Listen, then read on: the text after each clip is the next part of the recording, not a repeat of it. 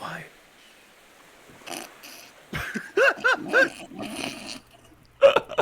We are live, guys. Hello. Hello. Oh my God, we live? Can you see this? We are now. Yes, What's the up? world can see your smiling face, Amanda. I was distracted by the other thing, but yeah. Okay. Mm-hmm. Yes, the other thing. Well, aloha kako, everybody. Happy Friday. Happy Friday. Welcome to Mayday Roleplay. We are finished with our first playthrough of Ashoka Precious Cargo. No, we're not.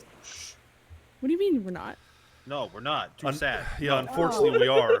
Yeah. Unfortunately, we are. But as I was about to say, even though we are done with Ashoka or Precious Cargo, we're not done in Ashoka because tonight we are going to play a fun little one-shot set in Ashoka. Yeah. I got all of the friends from Mayday. We don't have everybody. Well. We are missing Zakia and Caleb tonight. Unfortunately. But Leg will eventually drop in at hopefully a very dramatic point. That'd be sweet. But I have everybody else here. I got Sergio, I got Aaron, I got Amanda. Why don't we just go around really quick and why don't you guys introduce your guys' characters and then we'll go from there. Oh, go, Aaron you sounds got very my ready. attention. Yeah. I'm ready. Those were Oz of Terror. Hi, I'm Aaron. It's been 15 years since my last drink.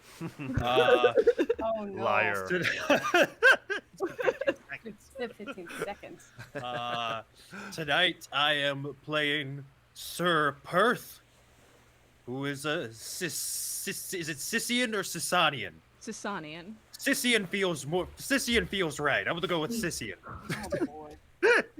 Oh boy. He is a paladin, a noble-born paladin, who looks very paladin-y, like World of Warcraft. You know, he's like 6.5 feet tall. He has long, blonde, wind-swept hair, and that weird, like, World of Warcraft goatee thing that everybody likes to do. And he has a sword that's way too big for him, and, you know, a shield that's comically large as well, covered from head to toe in metal.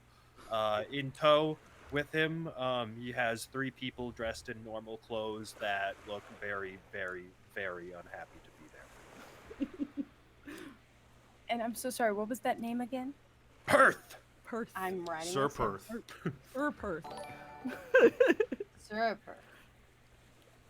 Sergio. Well, first of all, thanks for Free Halo, however you pronounce your name, for following us. That's cool. And cheering a little bit, applauding 100 bits. Thanks. Thank you.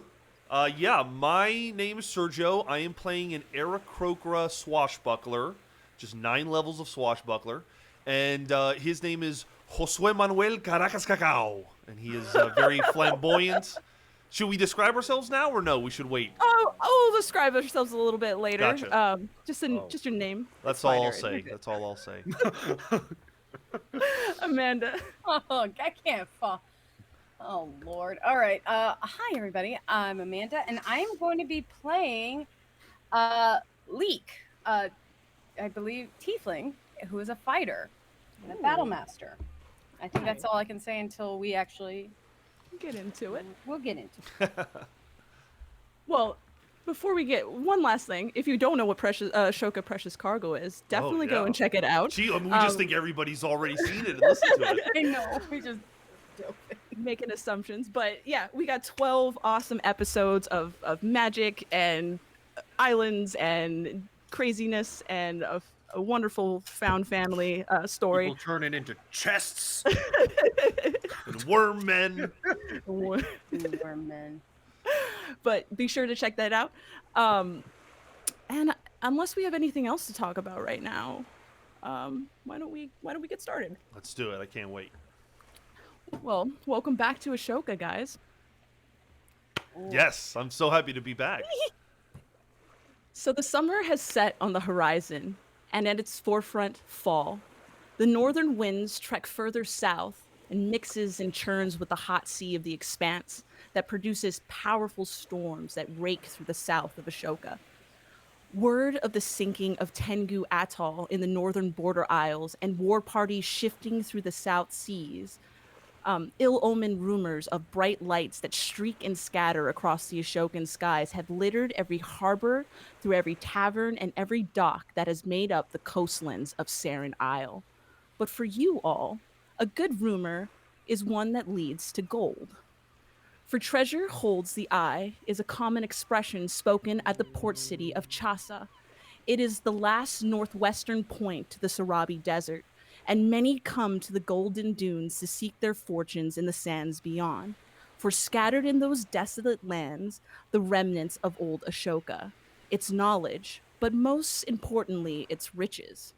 Yet our story begins on a sand glider, fruitlessly returning back to Chasas. Sergio, why don't you describe your character really quickly?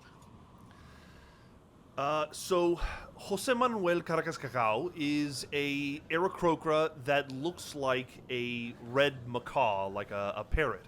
He's got these long, bright red, yellow, and blue feathers, big barrel chest, wears absolutely no armor, but instead has like these flowy green silken robes, wherein a rapier and a couple of daggers and a couple other supplies and stuff are kind of stuffed in those robes.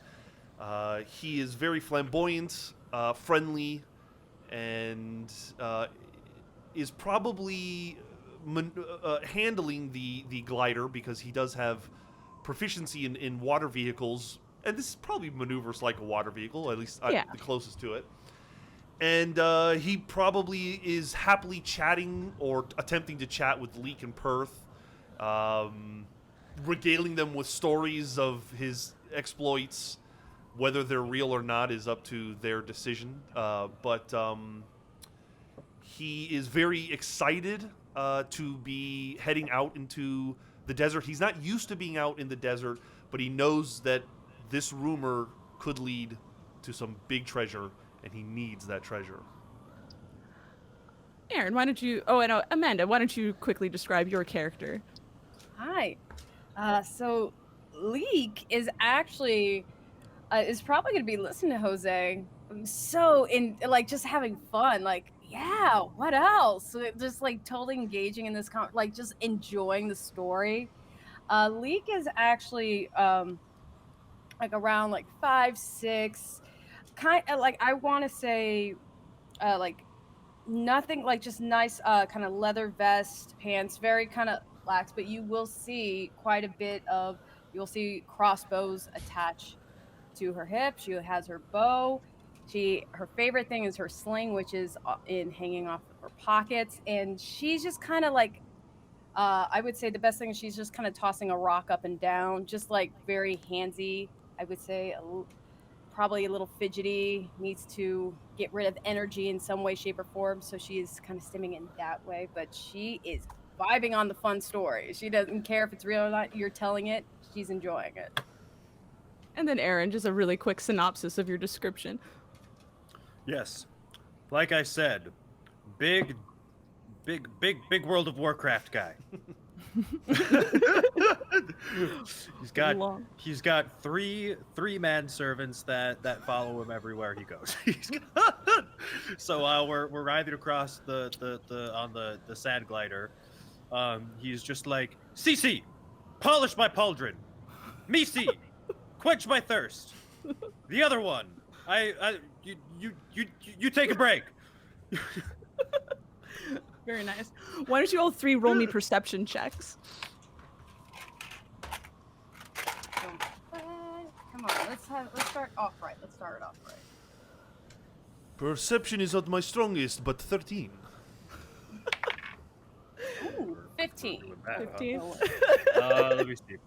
Perception. I have others to perceive for me. It's 9. 16. I'm sorry. You said 9. DC, look for me. You guys are returning back from the Sarabi Desert to the city of Chasa. as you guys are kind of kicking up a level of sand and dust and debris in your wake as you guys are approaching. Chasas is a very large city, but from this part where you're coming from desert side, all you see is a very large white wall that just kind of rims the round of it.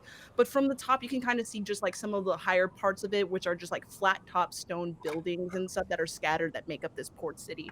Um, you Josue, kind of go down the glider you guys own is kind of similar in the fashion of an Oda now and wayfaring canoe, where it's a double hold, but it has a much shorter narrow platform, so for all of you, including Perth's three companions, is a little bit of a tight fit. But you, Josue, sits a little bit higher on a platform where you can steer the boat left and right and navigate it. But at its center you see this small little rotating disc, and it's kicking up a small little sand tornado in it, which is pushing your sail forward. You know, to kind of in the way to kind of slow it down, as you guys slowly start to enter over um, through a gate and into the like loading kind of dockish area that's considered for Chasa. It's a vibrant, bustling city with tapestries. People are moving. There's markets going about.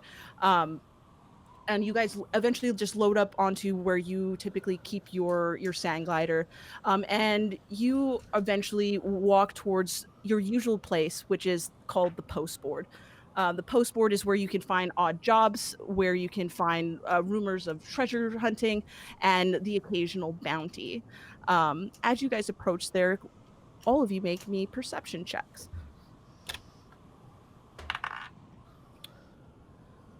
7. 19. Aaron? 8. We all Not took a- perception as a dump What do skill. I see? What attribute did you dump this time? Well, I got a 19. That Oh, counts. yeah, that's yeah, good. you're right. Oh, that That's counts. right. Of Yeah, course. good I'm point. about to go. Attention. You guys are kind of just both Perth and Josue. Perth, you're kind of just micromanaging your three companions, starting to get them to like haul things off the ship, start to run errands for you. I'd like to think that Josue is like, the beautiful city, and he's just like reciting all these things he knows about the city. As he's gawking and recanting his love for the city, Leek is a more business, get to the point, let's look for the next thing. The last event was not fruitful, let's find something else. So you eventually go up to the post board. The guy who normally runs it is a very hefty, stocky dwarf. He's so hefty that he's kind of got like this like thick like double chin, but he's got a really strong belly and a hammer. He seems to have stepped out, but you're just kind of perusing the backboard, and the first thing you notice is that there are fresh bounties on the board. And it's images of 6 individuals. One is a golden dragonborn. The other is a cowboy in black armor, or in black robage. The other is a turtle with one eye patch, a tall Goliath, and a shorter woman with like darker skin and this very iconic wired mask. They've been kind of painted and illustrated in a way, and they're offering about 1,000 platinum for each. And they are noted for treason against the Sasanian kingdom. Each? Each. 1,000 platinum each? Each. What did these people do?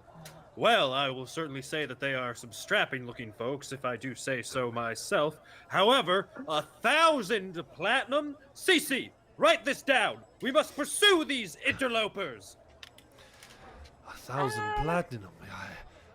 I could buy a whole ship with that. I could buy a whole crew. I could sail wherever I'd want. Count me in. Look, 1,000 platinum is. Oh my gosh! Can you imagine? You could swim in it. You can literally just roll in it. Oh, wow. As you guys are gawking over this idea of catching such a hefty bounty, Horse eventually kind of slides his large frame into the small booth, and he kind of like obscures like half of it with his large frame. But he kind of leans over the edge of the counter, and he looks at you, Leek, and he goes, what's good, Leek? Anything new to report?" Not as much as I'd like to say. Do you have anything new?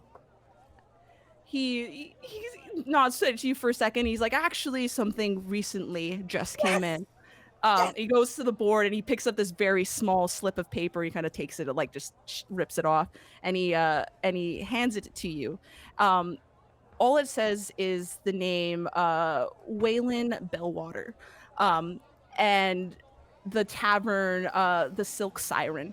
Um, Apparently, this rumor has it, this researcher Wayland, he's looking for some people to take him out into the desert.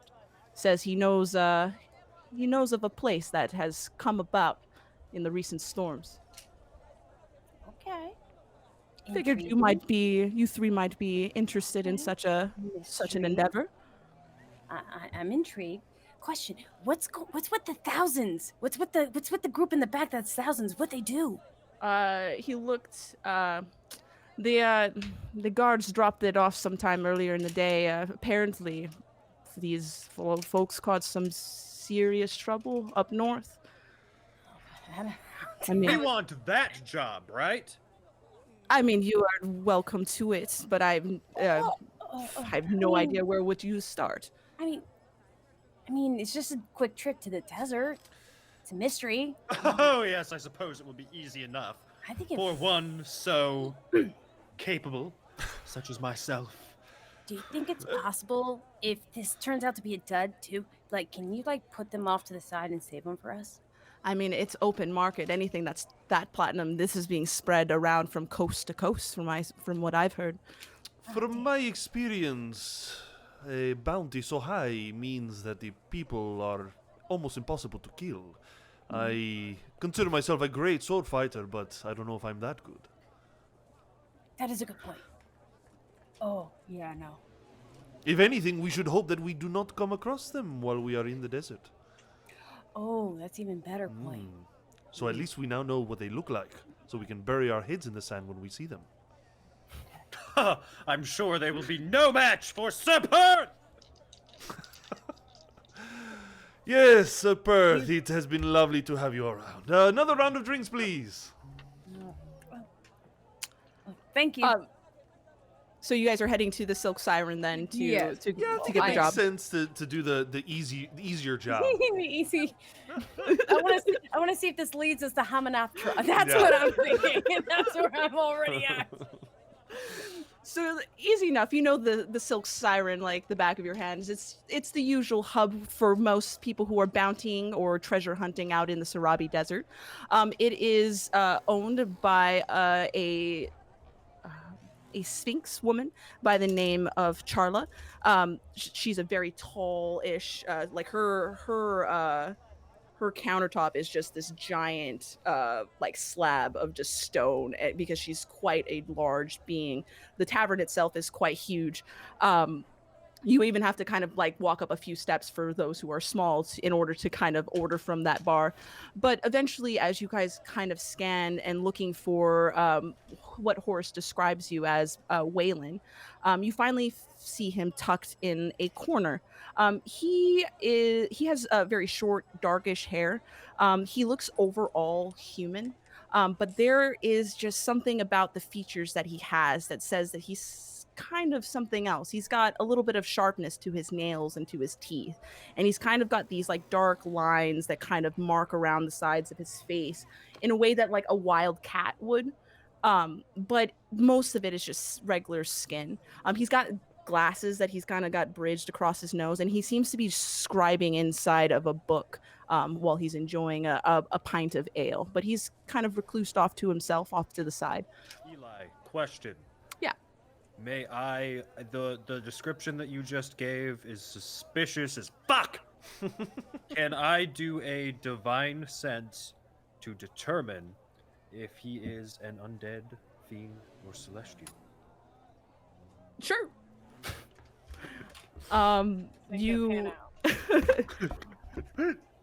just a wave of intrusive thought just kind of makes you feel a little nervous, and you kind of just draw into yourself and call upon your god to reveal truth to you. He's not a celestial fiend or the undead. He's just a regular humanoid person. I just think Josue Manuel would kind of take the lead, knowing that he knows how to bargain his way around. And I think he'll saddle up next to Wayland and just start introducing himself, introducing his crew, and mention that sounds like there is a job that you need done. You are traveling somewhere. Yes, I have a glider. Ooh. He kind of like is surprised by you. He seems to be a little bit of a nervous guy, or comes off very nervous around people. He kind of pushes his glasses back up his face, and he's like, yes, and he introduces himself. My name is Wayland Balewater. I am a student of the archaeology school in Smithera. I have been tasked to fulfill a pilgrimage out to the Sarabi Desert, as it is rumored that there is a secret library there that might hold some key information that would be crucial to the research back home in Smithera. Ah, yes, very interesting. My name is Jose Manuel Caracas Gagao, and this is my compatriot Leek and our other compatriot Perth. And this is CC, Misi, and DC. Don't bother talking to them. They do not speak any common. I'm gonna grab Waylard's hand and be like, "Nice to meet you. I'm Leek." Just like double, like that, really aggressive. You're like his arm is like a noodle as you shake him, kind of like he's kind of taken aback from it. He's like, "Oh, it is good that somebody had sent somebody so energetic, I guess." But yes, if you have a sand glider and are willing to take me all the way out there, I would love both the company and perhaps the protection. Now, Wayland, we are not just any gliding group. We are a group of fine fighters, and, well, you're getting the best security along with the best glider in town. Finest! Yes, Perth. Yes. As I was saying, what are you willing to pay for this trip? Well, the university has, he kind of puts his fingers together, has given me a healthy stipend of 400 gold pieces for travel and other expenses. Not bad. It's good to know that the education system is well funded. That's nice. 400 gold pieces to split amongst the three of us? Why, that is a mere pittance! A pittance, I say! It was all the university could part for such an expedition. Public education. Well, What? wait. I think we can. Now, I think since you said this library, they wouldn't have anything also interesting that, like, on top of the gold. Do you know of?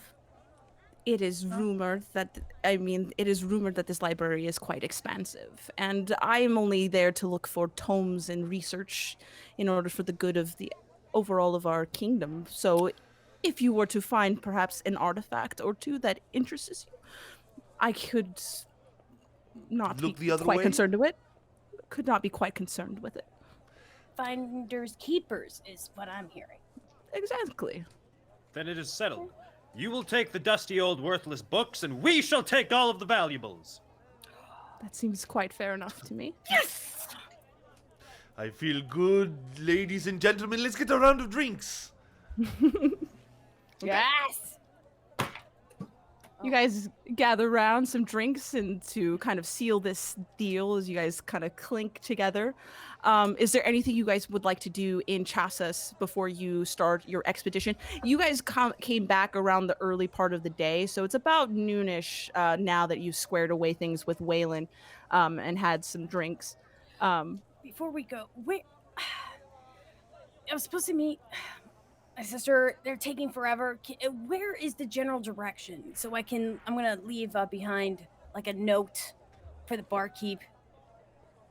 Yeah, he pulls out a map of Saren Isle, and he points to a place that's about like north, like western. It kind of hugs around like to the other side of Saren Isle. It's about, I would say, 2 days travel from where you guys are currently. I'm going to take Homeboy's pen, Waylord's pen, and like go to the back of his book, take an unused page out of his book, and I'm going to like draw really bad, where like draw a little like goblet of beer where we're at, and then draw arrows to where we're supposed to be at, and be like, "Hurry up, loser." XOXO, leak. Yeah, Oh, loser. smiley face. Okay. And where are you leaving this message? I'm gonna leave it with the bartender. Like, Okay. You're gonna leave it with Charla. if if Lorca gets here, can you please hand this to them? Charla's a woman of few words, so she just gives you a simple nod as she takes her big lioness paw and pulls it back and puts it somewhere underneath her barkeep. By the way, you're looking really like extra put together with the. Everything's great. Just wanted to let you know. She gives you a soft nod, but like she kind of curls a very caddish feline smile at you. Jose Manuel probably pulls up beside Leek and puts his arm on her shoulder and says, "Love is a fickle mistress, is she not?" But what a mistress she is. I would agree with you. Now, Leek, I saw you leaving a note for your sister Lorca. I don't want you to get your hopes up. I don't know if she's going to make it on this adventure. They better, or I'm not sharing it. But I'm not gonna have them call mom again, so we have another argument. That's not gonna happen today, all right? So I did my due diligence. I think that's the word, and I left it. And You are a very good sister, but Thank you. I would be surprised if they showed up. We'll see. You know how flaky they are. I know. Trust me, I want the finders keepers for me. I don't want to share. I'm tired of it. But I lean over onto the bar. You know, in my family, when we have a dispute between siblings, we simply duel over it at dawn, and the losing sibling is killed, and the winning sibling gains higher status in the family. It works out much better that way. I highly recommend you give it a try. no. I could think about that more. No, Mom would get mad. Nah. I mean, look, they're okay. They're good. I'd love, because I genuinely love Lorca. I mean, wait, did you love your siblings? And I genuinely loved Micah, and now he's 6 feet under. Wow. Family's rough. Yeah. I'm taking that in. I'm like, So I think our understanding is that we'll go in the morning, right? Yeah. We'll set you off in can the go- morning. I you think can set off in the morning. I think all that Jose Manuel wants to do is he finds a female dancer that he has seen every time he comes around this place, and they just spend all night like passionately dancing on the dance floor to music. Roll me a performance check. He's not particularly good at performance. Let's see. Roll If high. you- Oh, I rolled a 6. I was gonna say if you add any dexterous moves to it, I'll sure. let you re-roll with advantage. Oh yeah, I mean all of my moves are basically like I'm like kind of parkour dancing. Like I'll spin her and then like do a couple backflips and get a real sweat on. Yeah. So roll one more time. I'll give you advantage on it. Okay. And I'm rolling performance or acrobatics. Roll with acrobatics this time. Okay. That time it's a 25. It's a little slow to the start. You're trying to get the groove in, but once the band turns to your song, the jam, and the trumpets start going and everything starts going, you just let loose and you just dance all night with this woman. And yeah, it's quite enjoyable for everyone to see. You're having fun, she's having fun. It's a great night. Right. Perth, Leek, anything you guys want to do for this evening before we tread on to tomorrow? I'm probably going to try to hustle people with like a darts competition with my crossbows, like a shooting competition. Okay. That's what I'm going to try to do that with just go ahead and like, oh, if only I learned how to shoot. Not even that good. I'm not that smart. I'm just like trying to be obvious. Like, if only I had someone to shoot up against to see if I got better since my apprenticeship. Roll me a persuasion or a deception check. Persuasion ain't happening. All right, you know what? Let's go persuasion. It's just a +1. You got this. You got this. 9 plus 1 plus 4, that's a 5. Yeah, I mean, you try all night, but like as you kind of scan the horizon, you see that it's mostly regulars that you've already ran this game with. So everybody's just kind of either ignoring you or just, like just passing you off as they shuffle on and stuff like that, but nobody knew enough for you to hustle. Perth, anything you want to do? Yes, at dinner time, Cece brings me the wrong fork for my salad, and I spend 2 hours chastising them over that and instructing them as to what kind of fork goes with what kind of meal. That's the whole day. That's the whole day. Oh, wow. All right. Well, the day eventually stretches on to night.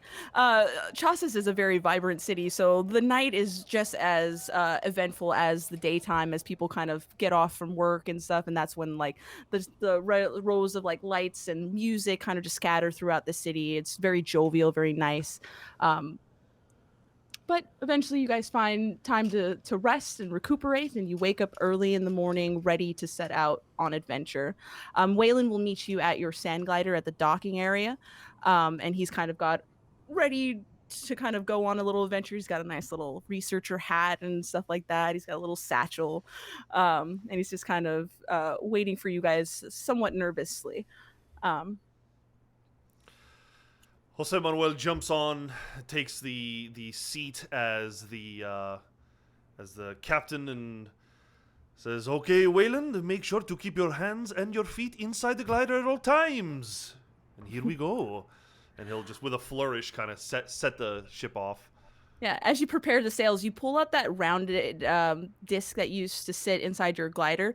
There's like this little like partition area for it, and like a round circle where something would be slotted in. What you have is a disc of some kind, and inside it's got this like swirling corporeal air thing going on inside of it. And as you kind of turn it, it eventually kind of just keeps like flipping and turning around. You know that Odenowans have things called gust stones, which are used to aid in travel. But gust stones eventually deteriorate and break apart. Sasan has kind of done a similar thing, but in a different fashion. They've decided to capture smaller air elementals, capture them in small little containers, and utilize them as tools for several different purposes, depending on the elemental.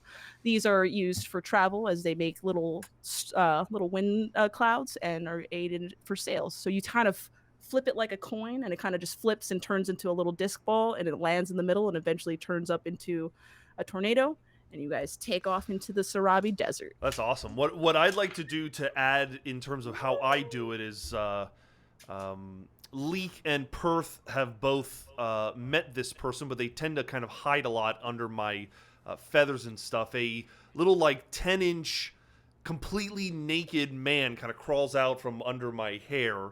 And you guys all realize this is actually a pixie. I have named him Stinky. Sergio! It's a jungle pixie that Jose Manuel picked up at one point. And I hand him the disc and I say, "Fly, Stinky, fly! Let's get going!" And he kind of grabs it, and he's just like got wild eyes. They're kind of looking in opposite directions, and he just flies over and lands the disc down, and then flies back, and I give him a treat, and he kind of eats it. So good. But me out every time. It's quite unsettling. But with that, your little dust tornado picks up, and you guys exit out of the city of Chasa into the Sarabi Desert. Yeah, you guys are gliding mad fast. It's probably about 8 or 9 o'clock. You're trying to get as far into the desert before the heat starts to creep in, and it starts to get a little bit uncomfortable. Sergio, roll me a survival check. Okay. Got this. Not too bad. I have a -1 in my survival, though, so that's 11. 11. That's enough. Yeah, the first leagues into Sarabi are pretty mostly flat, simply because a lot of it is just for simple travel. There's a lot of trails and roads that lead to different port cities that you can kind of interconnect to. There are some like game roads that lead further into towards like the canny areas into the epicenter of Saren. But you guys keep treading on as Waylon is leading you with a map in the general direction. But today is a very particularly cleared sky day. There's not even a cloud in sight. And it feels pretty good. Roll me a d6, Sergio. All right. Got my d6s ready as a rogue. I got a 4. 4. Okay. You guys are sailing for a while, a couple hours. It's starting to get towards noon. You're starting to feel the heat on the back of your necks. You're kind of sweating, trying to keep it off. And Waylon is just sitting in there's a tight, it's very tight quartered, but he's still kind of sitting somewhere and he's kind of looking over a lot of the research, and he's pulling out a map and like some illustrations and drawings of what looks to be like a large building of some kind. And he eventually like looks up to you and he's like, this is going to be fantastic. Have any of you ever heard about Ozrym's library? I don't know if I Why have. no? Have I, Dungeon Master? Roll a history check that's and a- let's see you find out. Let's see. That was cocked. One more time. Here we go. History 14. Ooh, 14. I'm- Sorry, I'm proficient in history. Can I also make that roll? Yeah, this was a roll for everybody who Gotcha. wants to inquire. 14. Nice. We all know about the same. There's not a lot about in your guys' of time of study or history or just in the path of people sharing stories and stuff like that. You've heard of the name Ozrym. Ozrym was apparently a notable figure in what was acquired of the lore of old Ashoka. He was an elven king of some kind that was believed to have ruled somewhere down here where Saren eventually formed. But his palace and and all of that was kind of lost to time at the event of the Krakening. All I know about this place is that if it is empty, I'm going to come back very angry. I need this treasure. Oh, Yeah. what do you need the treasure for? Let us just say that my time in Sison, I think, has come to an end, and it's time to find a new horizon. Huh. Fear not, host Sway. It was only recently uncovered by the sandstorm. I'm sure there will be plenty of riches to plunder. I hope you're right, Perth. I hope you're right. From Gaylord better hope he's right. That's the thing. From what I've read of the stories and from the iterations and the different texts that we could find, that Ozrym did collect a vast fortune of knowledge and riches in his time ruling over this part of the world. So I can't imagine he would have lost such riches just willy-nilly. Well, I've got 10 whole fingers that need new rings and gold, so I'll be Can you looking. imagine a jewel the size of my head? Like, I can, would- yes. oh, that. Why, yes, I have seen several of them. Yeah, but I just think that'd be cool if we found that. Sorry. Well, I have plenty of them. You can help yourself to it if there's one to be had. Why are you even going on this adventure, Perth, if you are so not in need of reward? Why, glory, of course! Ah, yes, I forget. You always talk about your glory, yes. I don't think he knows what glory means because I don't think it means what I think it means with him. Just let him believe what he wants. Ah, Leek, roll me a perception check as you're having this conversation. 5. 5. Okay. No. You guys are talking, having this conversation, and the wind is kind of picking up, and what you don't notice is that there's something you can kind of start to hear on the wind, something moving quite fast towards you. Eventually, Josue, you turn around and you see two clouds in the distance. two clouds of what looks to apparently be ships or other sand gliders. And it looks like they are approaching rapidly towards you guys as they are bandits of some kind making their way. Sand pirates! We must get out of here quickly! Roll a survival checks, Josue, as you look for a place to try to get away from these guys. I suck at this. Here we go. Oh, that's good. 16. 16. You scan the horizon and you kind of start to see that the flatlands are eventually starting to roll into large dunes of sand, and you know that might be a good place to kind of weave and navigate out if you're quick and wily enough. They though are going to shoot harpoons at y'all. Does a who am I gonna hit? Does a God, I can't do math today. Does a 15 hit you, Perth? Why no? It bounces harmlessly off of my armor. Okay. You hear a harpoon with like a chain attached to it, and it kind of rakes across your armor, leaving a nice little hefty like scuff mark across of it. But it just like lands into the sand. But the other one is aimed more towards your glider, which will hit it. And eventually you'll see a chain just kind of lop over your shoulder, Josue, and then into one of the platforms and secure itself as you kind of feel your glider starting to slow at the resistance of a chain. Time to take out our ranged weapons and get this done. Let's, for the sake of argument, let's roll initiative. An argument? Yeah, for the sake of Okay, argument. well, here comes my hypothetical initiative roll. 14. 14. Leak. 12. 12. Josue. 11. 11. Ooh, little tight bundle. Hold on.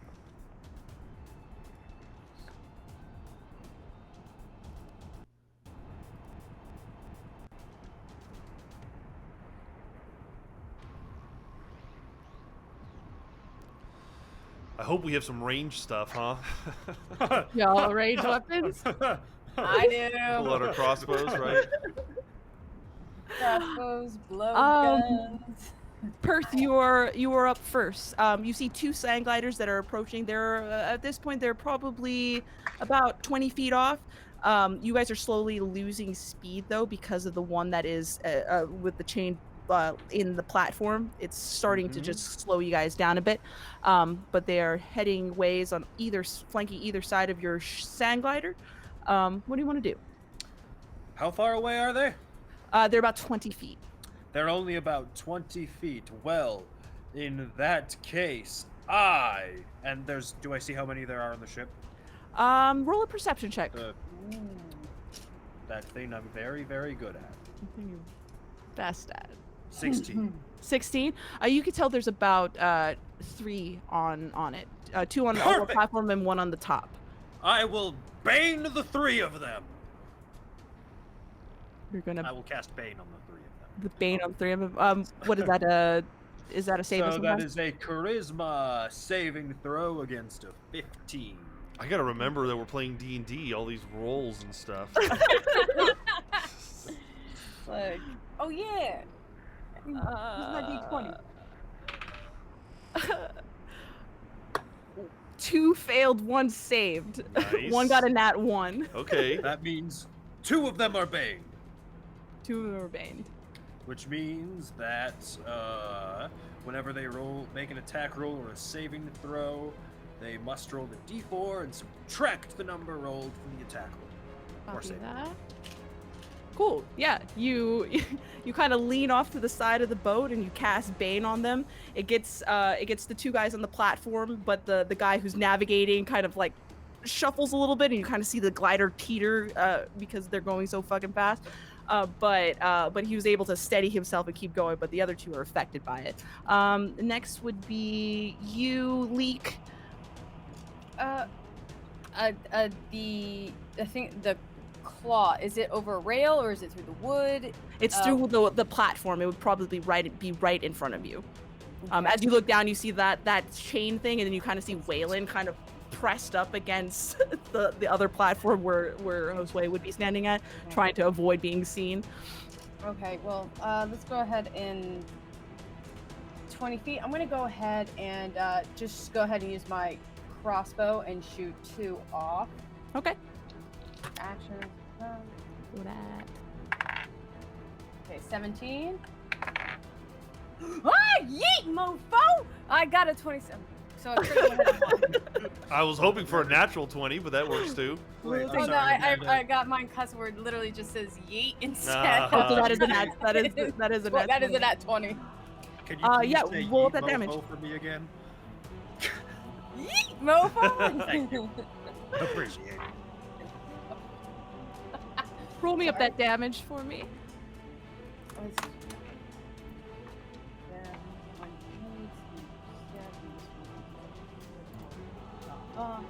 Roll, that's 7 points plus 7 plus 7.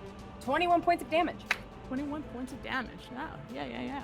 Yeah, you just kind of like, you see the chain and you kind of climb up on top of it, kind of straddling the same platform with Josue, and you just kind of, you pull out both of your crossbows and you just you knock both of it. You hit 2 of those guys and you hit them so hard that they fall off the sand glider and knock off. So it's just the one guy who's still navigating, and still holding on barely. But yeah, you've knocked 2 of the guys off. And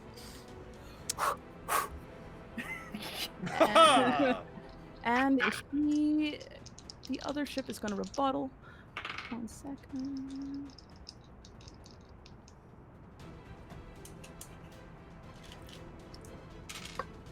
Those won't hit because of Bane.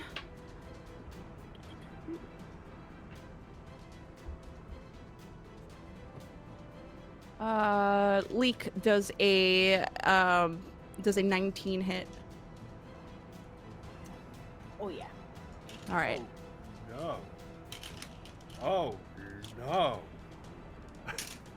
You will take 2 points of piercing damage as no. as they try to just, like, on the other boat, they just try to like fire off, but 2 of them are just kind of just covered and distracted by that Bane, but the one at top kind of manages to launch off a shot and just pierces you into the shoulder. That will be their turn. Josue, you are up. Okay, so right now there are 2 ships. One of them only has 1 person on it, right? Yes. And that's is that correct. is that boat attached to ours? That is the boat that is attached to yours. Okay, I think we need to get that one detached. Josue has a flying speed of 50 feet. Mhm. He is going to draw his rapier and literally, like, just spin in the air over 20 feet to the opposite boat. Okay. Going... And when I land, I say, "Get off my boat!" and I'm gonna stab at him. All right. Make that attack. I love it. Because there is no one else near him, I technically have advantage. So if I do hit, I do get sneak attack. All right. Thanks to Okay. my rakish audacity. So a dirty 20. That will hit. Okay. Yeah. So that's a D8 plus 5D6. Not the best rolls. Here we go. So a total of 19 piercing damage. Yeah. And if he is still alive, I will spend the last bit of my movement flying back to the ship, spinning, and then landing back in the pilot seat. You actually had enough to kill him. Nice. I'll do the same thing. Well, actually, then if that's the case, then I'll just stay on the boat because I want to detach it from our ship. Okay. Yeah. So you hop over, quick slashes. The guy is distracted. He tries to fend off, but it's not enough. You eventually slash through him and kick him off the ship. When I see that, I'm going to go. Like, just cheer him on, and like really flex out. And then you grab the oar of that ship and you're trying to work towards slowing it down so that you can, or get it detached, however you want to do it. The other group, it's their turn. Oh, actually, no. It's So I his guess turn no now. one is technically driving our ship at the No moment. one's drinking. I should... It's got a Drive the locking. boat! It's got a locking mechanism, but Stay! as he snaps his fingers, CC jumps up, and it's just this one guy just like holding on to the oar. Begrudgingly. Perth, you're at the top of the round. Roll me a perception check. You see the bandits are trying to do something. Me? Perth. Okay. 17. Nice. 17. You kind of gear up to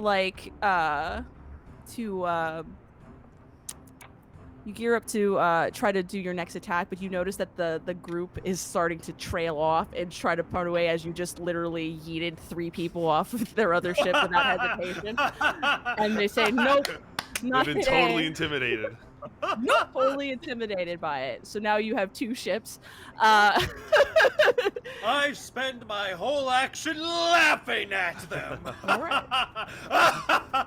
But as you see that kind of trail of sand just kind of stretch and head off in the opposite direction, everything kind of grows quiet. You see Waylon kind of peek up and like around to try to see what's going on.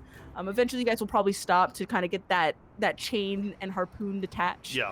Um, I'll fly Can I back. check the body? I would like to check the body of the guy Of the purchased. 3 we Yeah. threw off into the you both sand. you No, kick I them mean- both off. You kick all of Well, them off the You sand. know, if they like drop something like valuable, like a I mean, purse if or we bag. haven't If you wanna traveled go very back- far, yeah. If we Yeah, haven't traveled very it's far. not terrible far. So if you guys want to circle back to loot, you Ow, can. ow, If you wanna, you can- Every little bit helps, League. We know that. That's what I'm saying. All right, go forth, go Always- forth and Always be looting. go forth and loot. I'm We'll going take the over- time to see what they have on them. Roll investigation checks. Oh, come on. What's treasure hunting without looting I'm bodies? not bad at that. Here we go. I am bad at that. Here I we am go. the worst. I'm in the negatives. Ow. 24. 13. Oh, 18. Nice. Yes. All right. Yeah. Let's So you see, rolled a let's- 19? Yeah, I did. Yeah. It was right there, so you could see what he had. I'm like, hope I get something. You guys find 27 pieces of gold between each of them, so that's 3 bodies. So you guys can separate that evenly. You also find Sigmentars amongst them. A pair of light crossbows across each of them with the residual arrows. You also find. I might grab the crossbows because I have a short bow, but I don't like it. I would give you the crossbows because I like mine. Mine's are Okay. like the John You- Guizamo, like Romeo and Juliet crossbows, where they were like Just gotta make decked sure out. I can use them. I think I can. You also find a copper ring with a stone-colored band around it, and you also find 2 small liquids in a tiny little beakers. They have something etched on it. One says serenity, and the other one says happiness. Serenity is a bluish-looking clear liquid, and happiness looks like a very thick cream-like yellow liquid inside of it. Ah, potions, it seems. Ooh, okay. So how do we Or split up poisons. We Or should poisons. check. Ooh. Misi! You're gonna have Misi eat one of Sample those. the fluid. Taste, I- taste. It's a- I mean, I don't know who has them. I would say you, Sergio, because you rolled the highest. That Yeah. you can take the. Yes, the I most would valuables. say yes. We'll try it later, Misi, and I'll just pocket it, not wanting to waste it, whatever it might be, on Misi. I really want to go after that copper ring though. Like, Okay, be like taking that off. sure. You're gonna put on the ring, or are you just gonna hold on to it? Oh no, because I was gonna just put the ring on. Like, Well, I'm just generally asking what you're doing. yes, I'm putting the ring on. Yeah, you put it on. You can kind of feel when you kind of slip it on this like low emitting like vibration to it. You can roll an Arcana check or a Arcana. You can run an Arcana check. No, that's even worse. Bad. No, God dang it! I'm a dumbass, guys. Yeah, it's 9. Yeah, no, you have no idea what that means. But I mean, you get enough to sense that there's some type of magic to it, but you have no idea what it does. Waylon, Oh. impressed? Well, it's good to know that my stipend is going towards the right people. How much longer would you say do you think it will be until we get to Ozrym? From what I'm he's like kind of like shifting through all of his notes and stuff like that, kind of looking around. I'd say by sometime this afternoon we'll probably make it there.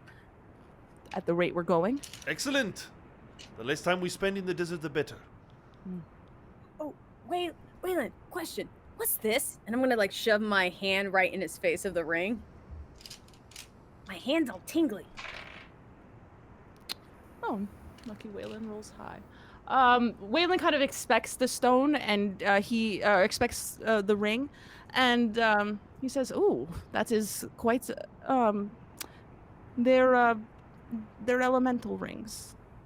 If they, in the similar way as Josue's little disc thing, if you can find the right elemental and attach yourself to it, you can wield it and use it."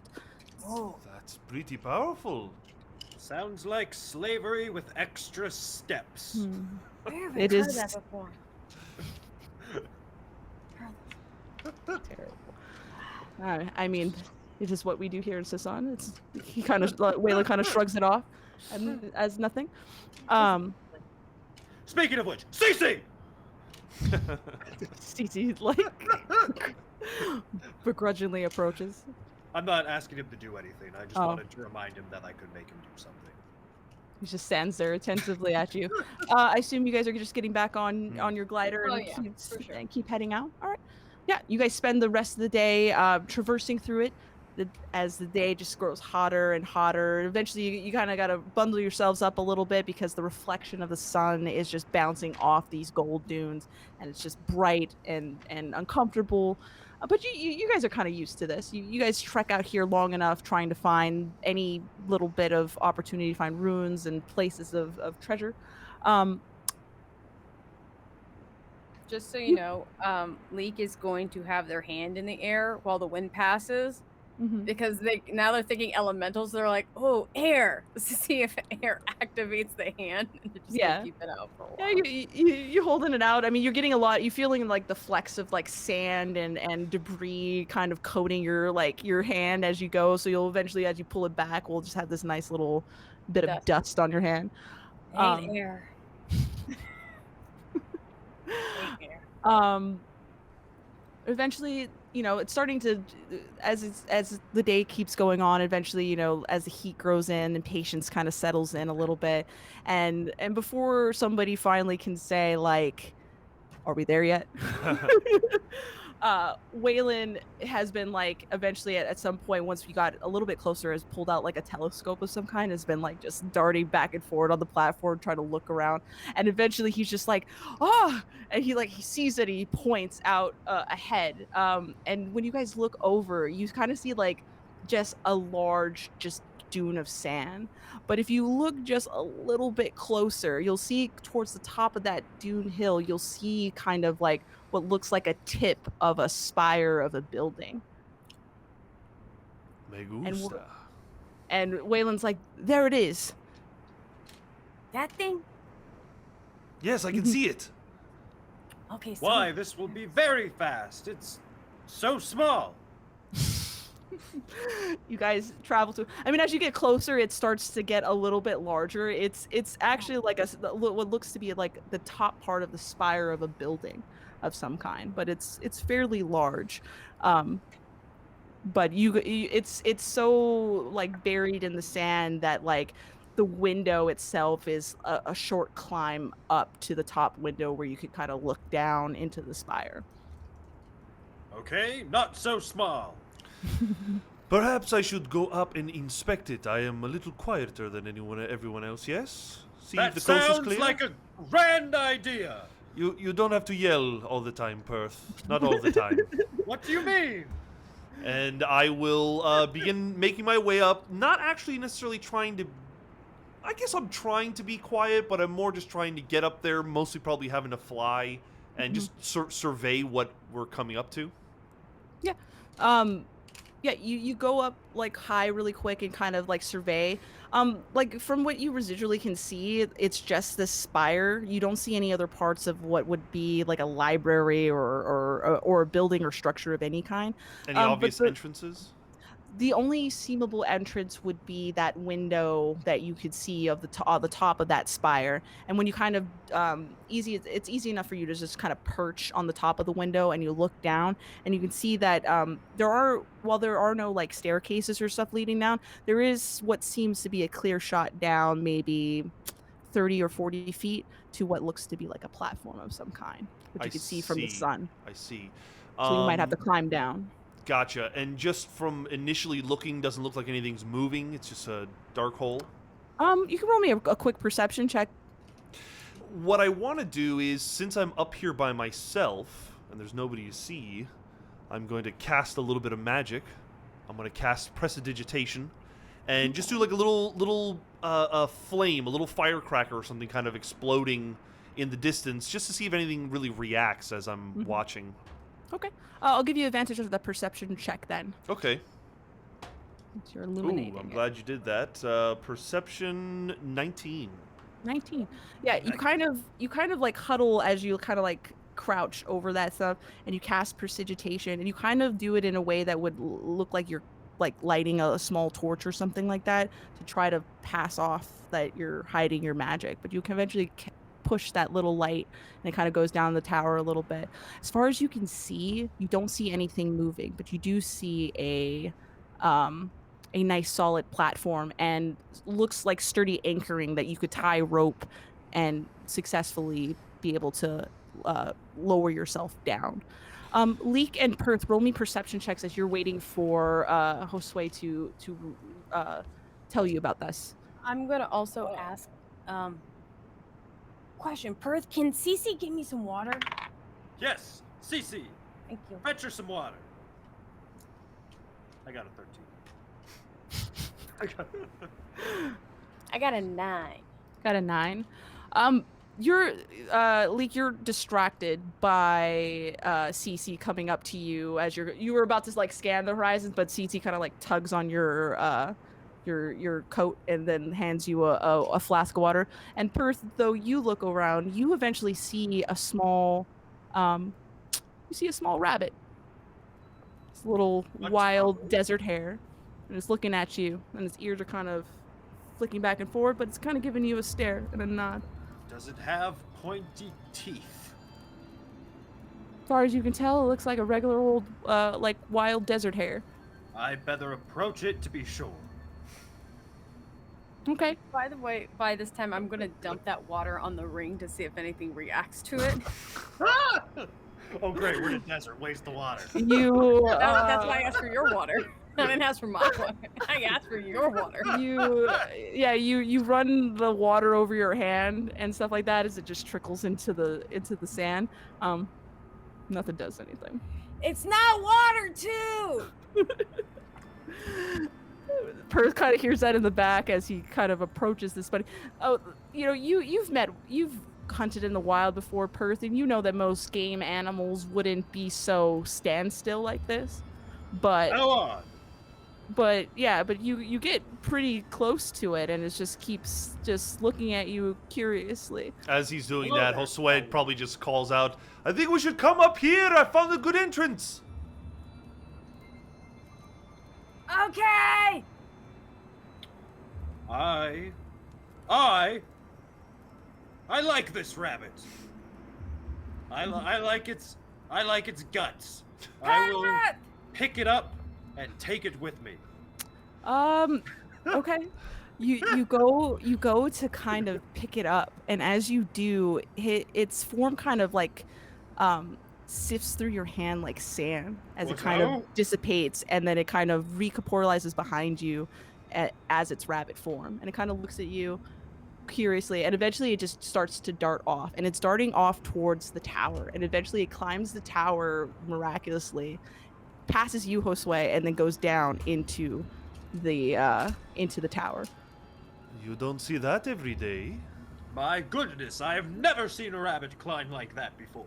I shall have that rabbit for a pet. I don't think it's a rabbit, Perth. It just looks like one. Well, then what is it? Well, there's only one way to find out, and I pull out some rope. Okay. Yeah, you anchor off some rope, you lower it down, and will you all go into the tower, the spire? Why, Yes. Why we're here. Perth, you're so interested in the rabbit. Please, by all means, go first. Oh! Why, of course! I have no problem with that! I'm not scared at all! Perth, before you go, are you leaving CC, BC, and DC behind? Oh, hell no! Those bitches are coming with me!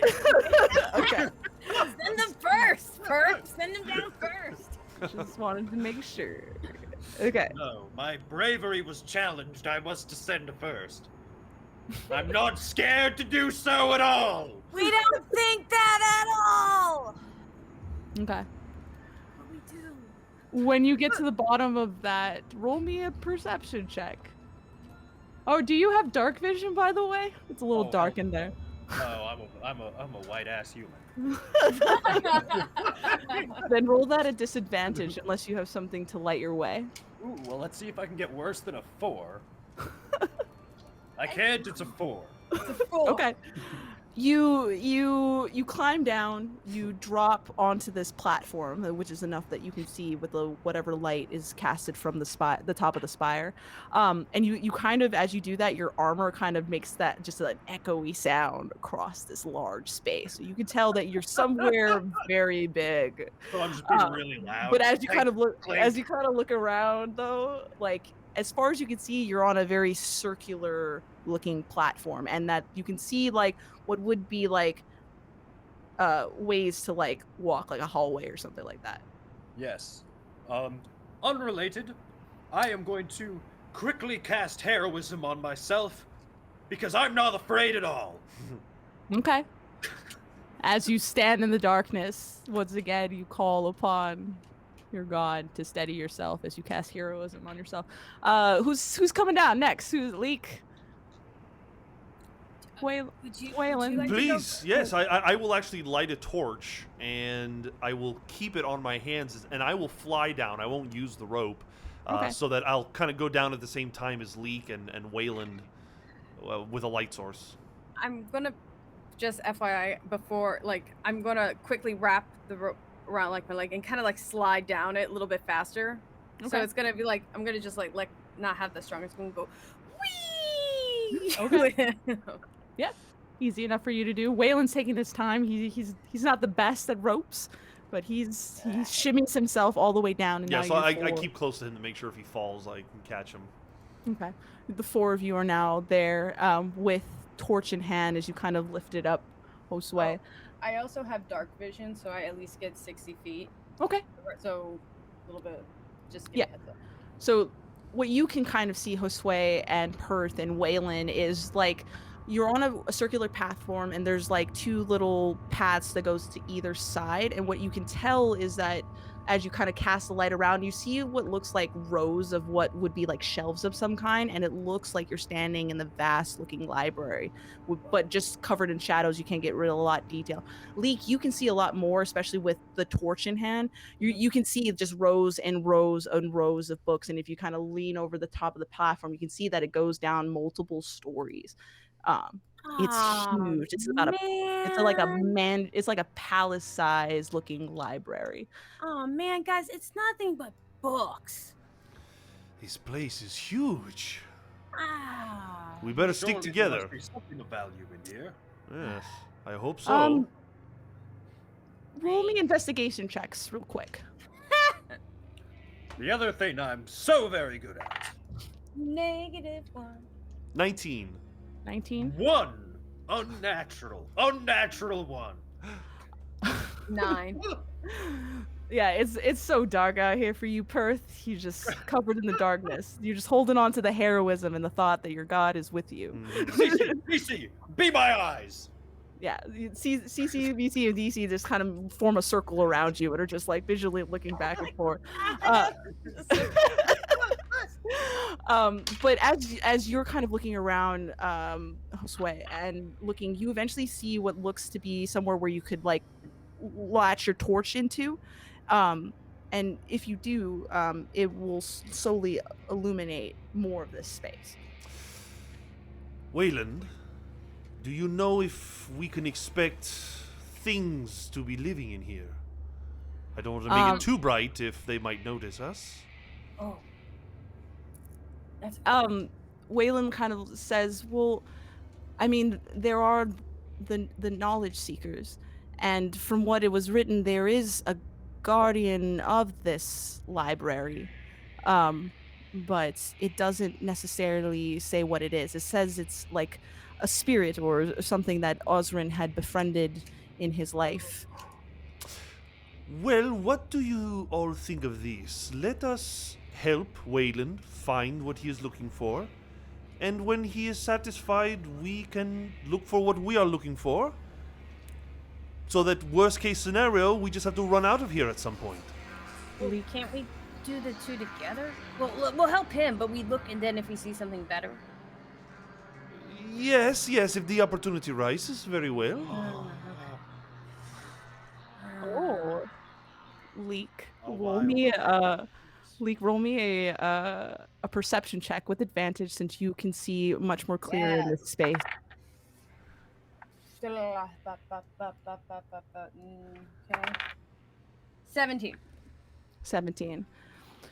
Since you've arrived into this place, you know, you haven't felt much like wind or movement or motion. It's been fairly still, you know, comparatively to the outside. But as you're kind of like looking around, and as Wayland is explaining about these knowledge seekers and the spirit guardian, you feel something and see something quite large shift through the shadows. Shh. And you hear the whooshing of large wings flapping and echoing through the hallways. Oh. I'm gonna go ahead and take my crossbow out. I'm also, I'm gonna take my crossbows out. So anyway, as I was saying, we will stick together and everything will be fine. Mm-hmm. It's probably just a very large owl. I'm gonna go look. You're gonna go look? I'm gonna go ahead and look, not be too far, but I'm gonna look around, see if I can get a better look at this thing. You guys are on a roundabout platform, and where you see or felt that motion and movement was on the opposite side, a little bit further down a little hallway that seems to like connect this platform to like the main part of the where all the shelves and stuff are. Leek, what do your tiefling eyes see? Nothing yet. Well, maybe I could help you, and I will actually fly up into the air, try to get a better vantage point, and kind of head in the direction that Leek is going. See if I can see what's moving over there. As you kind of ascend up into the air and take the torch with you to kind of scatter the light further, eventually you two also see something quite large shifting around on a like what's is like a little bit of a lower level and stuff, but eventually you just like hear the sound of whooshing, and this large being eventually comes and like spreads out his wings and eventually lands on the platform. Oh snap. Yeah. Is this thing like the size of a horse? The size of an elephant? It is, yeah, it's about the size of, it's about as tall as a giraffe. Okay. All right. big. That's fine. That's fine. And like That's what fine. and like what you see is like large, long, brownish looking feathers, and that kind of bundle up towards its neck, and then after that point kind of shifts into like dark scaly like skin and a craggy looking beak that's kind of overbited of itself. I it think looks like we a found the guardian of the library. Yeah. I shall slay it forthwith. Yeah. I think we're going. Quite massive, and it's quite large.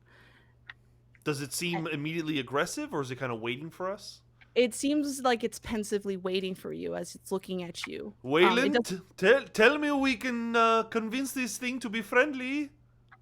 Oh, Um, that's a good idea. Waylon kind of just like is befuddled and startled by it, and he kind of like anxiously thinks for a moment, and then he just comes next to you, Leek, and approaches to this creature, and all he says is like, "Great spirit guardian, my name is Waylon, and I'm here to seek knowledge through your tomes and libraries." And I think just kind of going along with it, Jose Manuel will also introduce himself and his compatriots and really just try to be as friendly and, kind of hoping to gain the favor of this thing as possible. Leek will actually put their hand out quick to see if the bird will react to its ring, literally thinking anything. You put your hand out with the ring out, and you can see that the bird kind of like focuses its gaze on you. It's kind of like doing that thing that birds do, looking at you. It seems to do nothing to you. All right, it's not bird. But when you do that, and then Waylon kind of like follows up with an introduction and stuff like that, eventually he kind of puts his attention towards Waylon, and Josue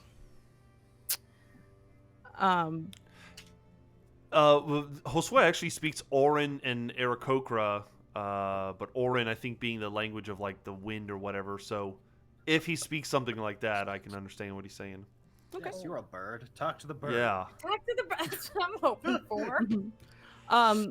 He finally says to all of you in common after Waylon's like introduction, and he says, "My name is Dao. I am the great knowledge eater and the protector of Ozrym's library. Who are you to trespass here?" Well, I speak for us all when we say we are but humble adventurers, hoping to stake a claim and to bring some of the beautiful things here so that the whole world can enjoy them. Right, everyone? Yeah, absolutely. Yes, what he said. Yes, we're not here to plunder at all. Good one.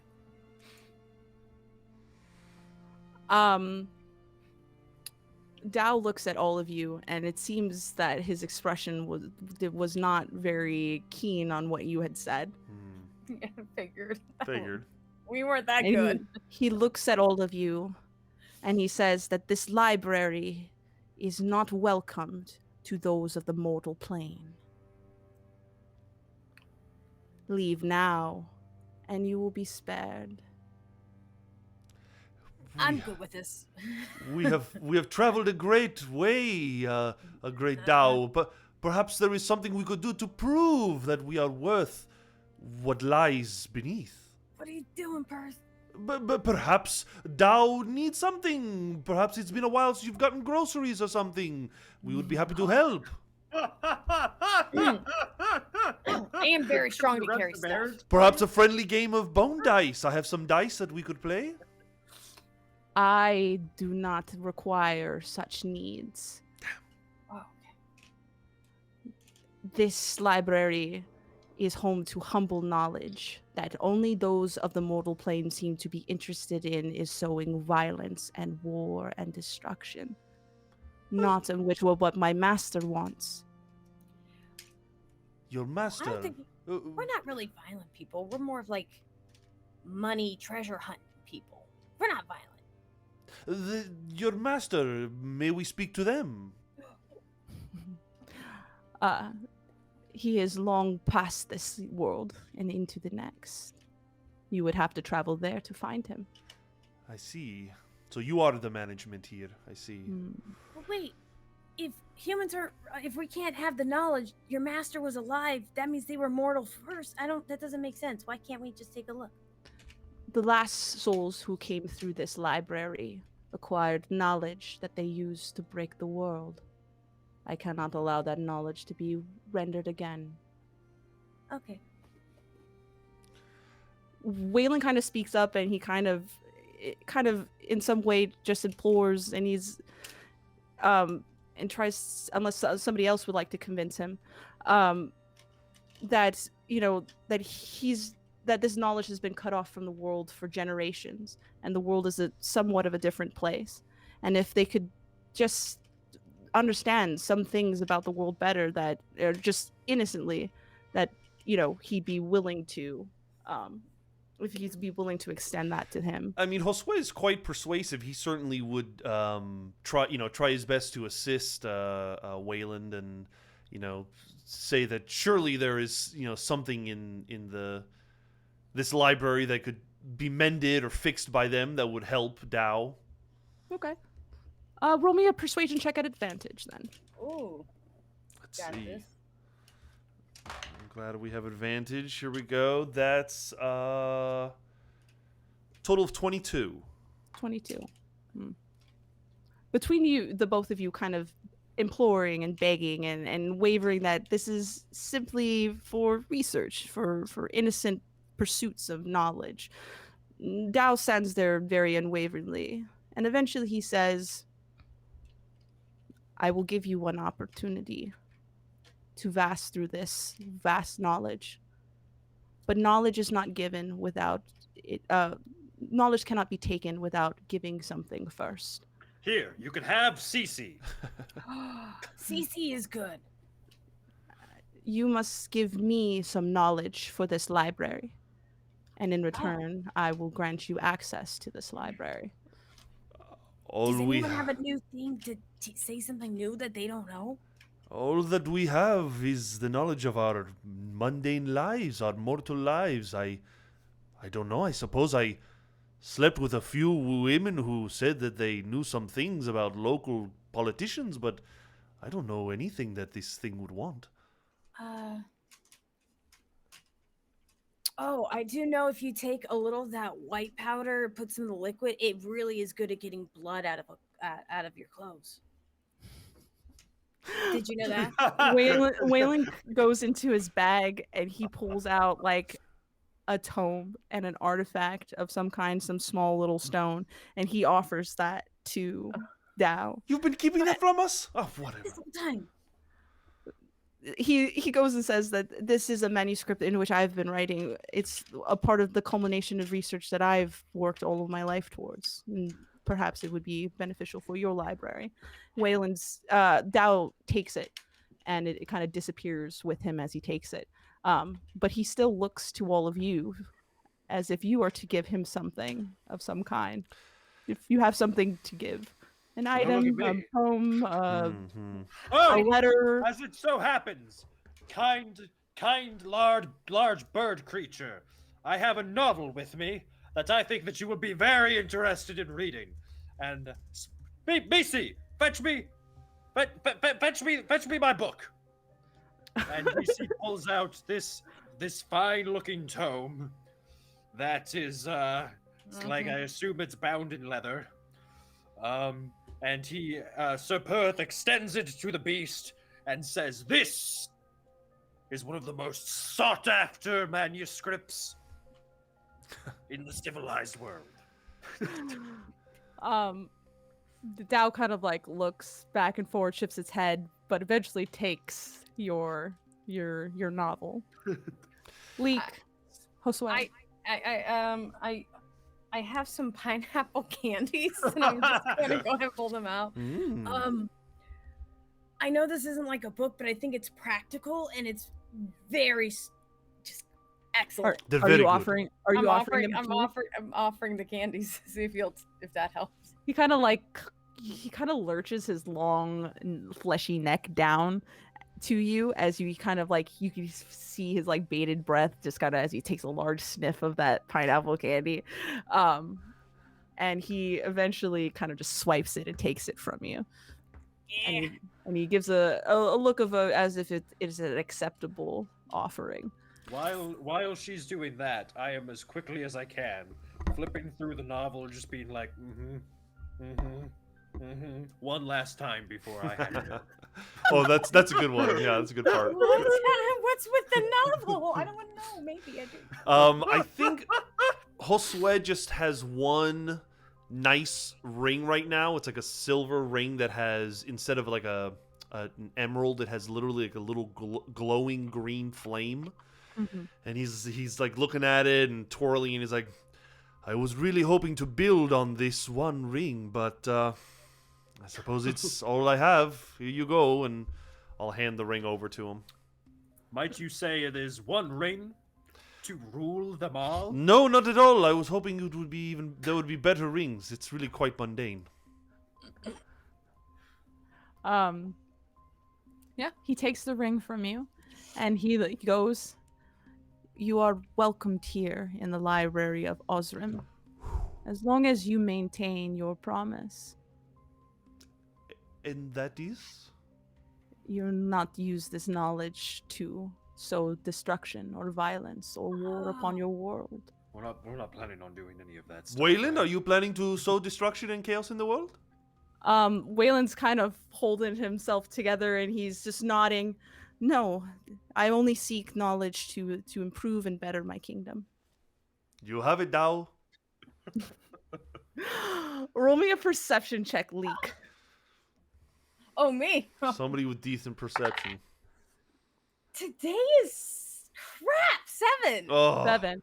You don't quite notice it until the very last end, but eventually you see the rope that's right slightly behind you starting to wiggle. And then all of a sudden you just hear a loud yell as eventually another person drops down in the group and, What's ho? Haha, and foe! kicks up a little bit of dust. And Do which I you see recognize this person? well, you absolutely recognize this person because they look similarly to you. It is your sister, Lakra. Allegra, are you here? I'm here. Why don't love you you to see me. quickly? I love you so much. Hi, Thank you for joining us. Welcome. I'm Why don't coming you- in hot from work. No clue what's happening. I'm Yeah. real excited. Nice. It's okay. Why don't you quickly introduce your character and describe them? Yeah, I'm playing Lorca. Lorca is okay. I guess from a distance they look really intimidating. Like not big, but like compact, like a gymnast, kind of ripped. They walk with like purpose.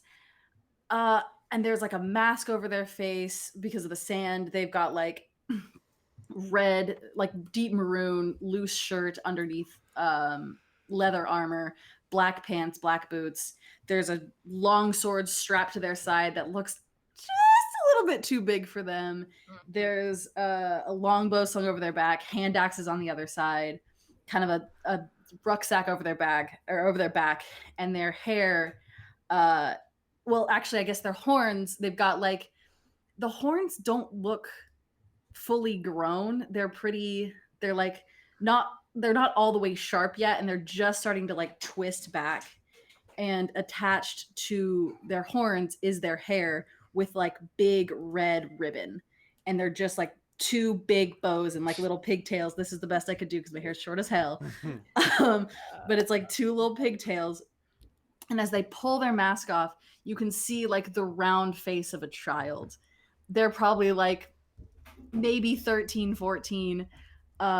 It's that thing with kids where their mouth, like they've lost all their baby teeth and all their adult teeth have come in, but their mouth's just like not quite big enough for all their teeth. And there's like a little gap in between their front teeth. And they just look painfully young as soon as the mask comes off. Leek, you were supposed to wait for me.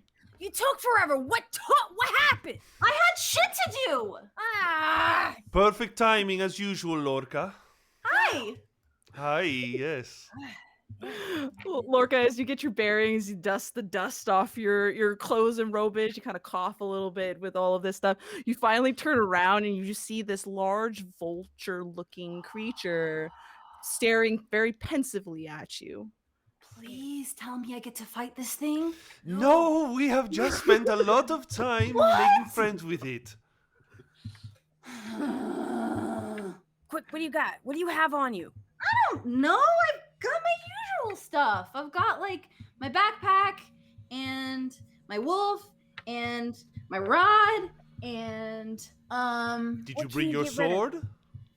Of course I brought my sword. I'm not Okay. a fucking idiot. Well, yeah, well, all right. No, we have to give this thing something so it doesn't kill us. You gotta contribute. But what if I just kill it instead? No, don't say it. Don't stop saying the D word and the K word. The D word and the K word. Dead and killed. You didn't say dead. Oh, Let's see. why? But like, I D could word and C word. Trust me, with the two of us, I'm not denying. But look at the sharp claws on that one right now. Yeah. No, I want to wear it as a necklace. no, you know what we need? We need to try to get the treasure inside, but we can't do that with Mr. Pokes-a-lot trying to kill us. Fine. She'll go in her little like backpack of items, and she'll pull out just like 2 torches and be like, "Here, these light the way, I guess." You're giving him torches? Yeah, you need torches to read. You like reading. This is a library, right? roll a persuasion check. There better be good torches. Let's see. Ooh. Okay, I got +2 to persuasion. All right, let's see. Oh Lord. Allegra, Thanks. it's been a good 5 minutes. Yeah, Thank you for exactly. joining us. Yeah. Hi. Thanks to Goodbye. Neo Soul God, who also just raided us. Hi. Thank you. Hey, thank you. Woo! Appreciate it. Also, while Allegra's rolling, I would like to point out that we more than quadrupled our viewership when they showed up. Nice. Thank you guys for Thank joining you, us. guys. I also just got here. Thanks for coming. Yeah. Players and viewers. A hot 11 for you there, Eli. Hmm. Can- Hmm. can- He can looks someone very perform- long and hard at you. You're almost staring, almost like staring eye contest with this creature. Hmm. What? You're not very bright, are you? Well, I'm in school. I'm literally like I'm 13. It's a miracle I got here, honestly. He'll take the torches. Thank you. Barely Oh my take God, the torches. back away. Just back away. I can't believe And she'll you- just cover her mouth and just slowly. Waylon, you have the floor if you'd like to point us in the direction of something you'd like to research. As before you say that, Dao kind of raises one of its wings, and then the room starts to alight as torches and stuff slowly, kind of dimly in there. You can now see like the rows and rows of books, and you can kind of go further. There seems to be other rooms and other chambers and stuff scattered throughout this place. And then he finally kind of slinks away into the darkness and disappears out of your sight. Now look, I'm all for a good time, everybody. You know me, okay? I love to have a good time. But this guy, this Dao guy, he said that this library holds the knowledge to break Ashoka. So don't touch anything unless I look at it, Wait, okay? no, Just I'm- don't pick anything I'm not up. gonna read. Yes, It's Lorca. okay.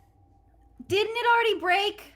Like Yes. it's already broken. Yes, so what like, I'm saying is, though, there are other things in here that could break you.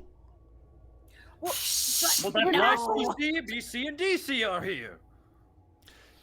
I was going to You know say, we're not right. We won't read the books. We won't read the books. But we're gonna look for other stuff. To yes, but take. when you find something cool, don't just pick it up. Let me take a look at it. Oh, okay. Yeah, right, okay. sure. I have DC touch it first. Lorca, I'm okay with that. keep your eyes Waylon kind of looks at you and says, well, I mean, what I'm going to do is just kind of boring. I'm just going to start looking through these books and stuff like that. So if you guys do want to go exploring for whatever it is you're looking for, while I look on my end, you're more than welcome to. It seems like we're relatively safe now that we've given safe passage. Well, that seems completely reasonable to me. All right.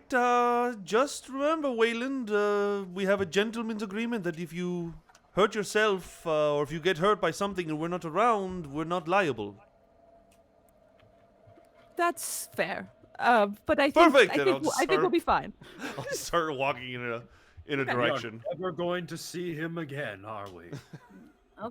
Did we get that bag of gold purse from him before he walked off?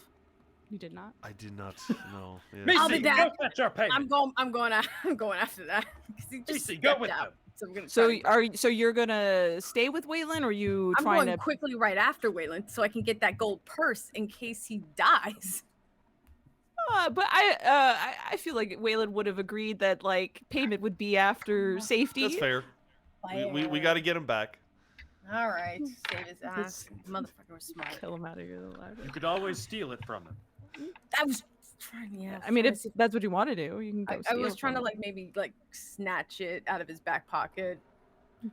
Roll a sleight of hand if you want to do that. I 15. What does that get me? There it is. There's the phrase. What does a 15 get you? Well, 15 gets you a lot because I rolled a natural 6. Nice. So Waylon goes and like he goes off to one of the bookshelves. You kind of like you guys start like walking around and like you kind of do that thing where you're walking but you're not moving and stuff like that, and you just kind of then slowly take back pedals to where Waylon went, and you turn around and then you finally go and like you kind of like peek around a corner until you find keep peeking around shelves until you find Waylon, who's kind of like now crouched over like with a couple books like looking, and he's put his bag off to the side. So you go and you kind of tiptoe over it, you kind of open it, and you see like he's got like his notebook, one of his notebooks on top of it, and like right underneath it is the gold. You could take both items if you wanted to, or you can just take the gold bag. Oh. Do I go? Do it. I Do it. yeah, but you guys are it's 400 gold. It's like the gold is right there. That's the thing. Well, no, I'm saying you can grab just the Oh, gold I thought it bag, was- or you can grab the book and All the of it. bag. I'm grabbing the bag and the book and all of it. Take whatever the fuck I can get. Okay. It's interest. All right. It's interesting.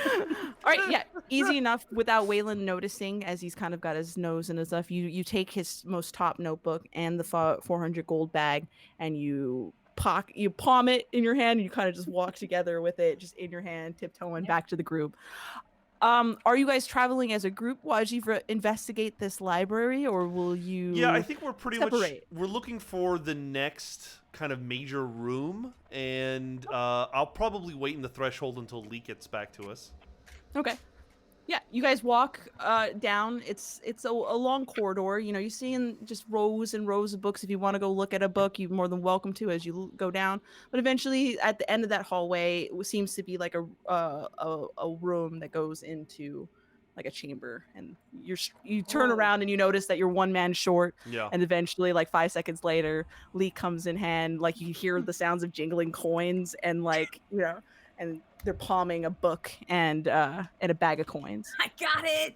I got it. Yeah. Wow, he just it's- agreed to give you the gold up front like that. I'm shocked. No, because most likely he's gonna die. And frankly, how much would it like be horrible to come all this way without getting paid?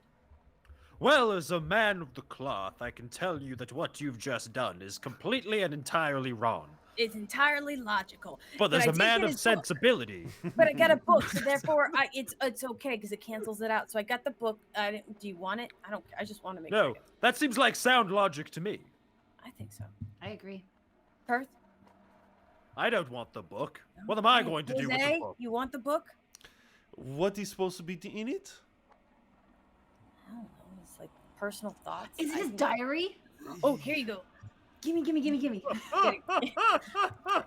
gonna palm the gold. No, I could.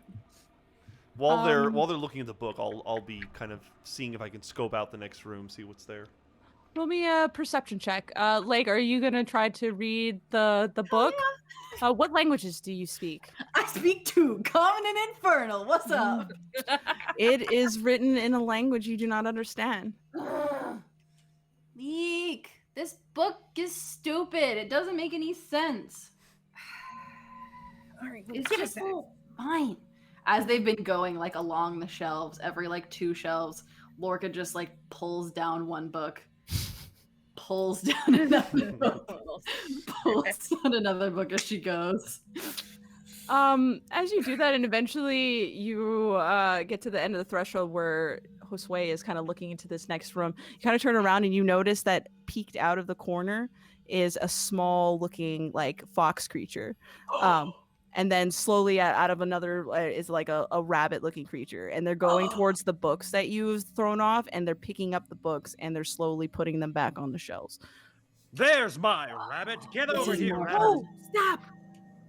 Are you going to go after the rabbit, Aaron? Hell, Yes, no, I'm no, no, going no. after the Hold the rabbit. book down. That's Just put a my book- rabbit. I'm just gonna put a book down. I'm just gonna put a book down. See if they come back. Like, shh. Aaron, are you chasing the rabbit? Missy, get me my rabbit. Okay. The rabbit takes off down the way, and Misi goes off after it. And it kind of like hard rights into a bookshelf area, and Misi disappears. He's dead. I'm sure they'll be back any second now. I have a quick question. What is a Misi? Oh, have you not met my 3 manservants, Cece, DC, and Misi? Don't bother speaking to them. They do not speak any common. Yeah.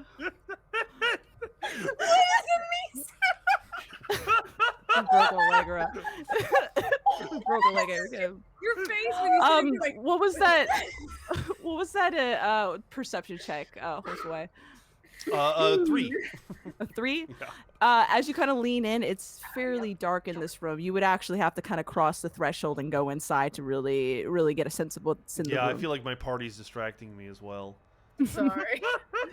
Yeah, Locker's on the floor just like laughing, trying to figure out. Honestly, I don't think Josue would feel very threatened, so he'd probably go in. Okay. Because as far as he feels, that Dao is, kind of running this place, so. At the most, I would be kind of keeping an eye out for traps or anything like that. Okay. Yeah, you enter into the room, and it just seems to be like another break-off area. There's like some books and stuff like that. But the most notable thing in this room is the series of statues and a mantle that's kind of tucked off onto the side as you kind of walk in. And as you look at this mantle, it's of things that you've kind of never seen. You're familiar with a little bit of the lore of overall Ashoka. You know that Odanawan has an eclectic variety of gods that they serve outside of Sisan, who only has a handful that they only patronage to. But what you see on this mantle is various creatures. You see a 6-eyed wolf. You see an oxen with 4 eyes and 3 wings. You see a horned serpent that breathes fire, a woman that seems to be traveling on an ancient-looking whale, and various other deities and creatures. They look like a pantheon of sorts of gods of some type of old.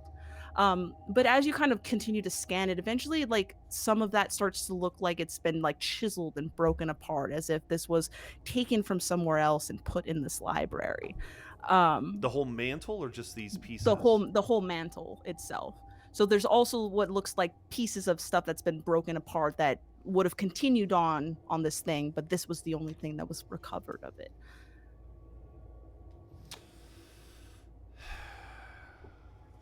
I was hoping to find some treasure. Do these statues be made of stone? Yes, they appear Okay. to be made of stone. Would I know that these statues are meant to be in some kind of order or something, that they seem out of order? He's basically trying to figure out what is here and if there's a puzzle of some kind that he needs to solve. Roll an investigation check. Okay. Investigation. You got 12. 12. 12. Well, that's not bad. You scan it and you don't recall it having an order. You've never seen these gods before, so it doesn't make sense about where they would be in terms of lineage or whatnot. But you kind of start to like you start to kind of like look through it, and you being a pirate in your own right knows that sometimes people will tend to try to hide things in normal everyday things, and you notice on one of the parts of the mantle there appears to be like slits on the mouth of on The that wolf? like on like the wolf. Yeah, sure. On the wolf, it's got like little like things that like you could like slide it, like slide it open. Like where the teeth would be, there is some kind of slide? Yeah, like flat face statues, sometimes like Yeah. like it just like gives indication that like this piece of it would move. With no one being near, I'm going to cast prestidigitation and try up and down to try to make it move. Okay. You first use it to go up. It doesn't do anything, but as you flip it to go down, you hear the crunching of sliding stone, and it just slides open, and you see this little hole. Poppy found something! I'm going to call out. I'm gonna get Okay. Lorca runs over run too. over. You're What'd you gonna find? you're gonna look what's inside there. So what just happened? The whole thing Oh. just slid away? All it did was like a small little like opening open, so it's about the size of your hand. So but it's like a little black hole. I'll probably Whoa. unless anyone has any better ideas, Hold on. Let CC stick his hand in. I'm gonna put my hand on Cece's chest and be like, Cece, you do not have to sacrifice your hand for this man if you don't Nonsense. want to. Of course he does. CC, go ahead. Stick your CC hand. kind of gives you that look like nobody's ever told him that before. Yeah, I'm it's gonna like- exploit this. And he's just like looking at you like, huh, that's a thought. What? Yeah. What's up? What? I can do something. I can do Oh. something. Okay. I'm gonna so Lorca's gonna like snap behind them and say, "Get up!" And their shadow is going to just stand up. And I'm gonna use Manifest Echo. Nice.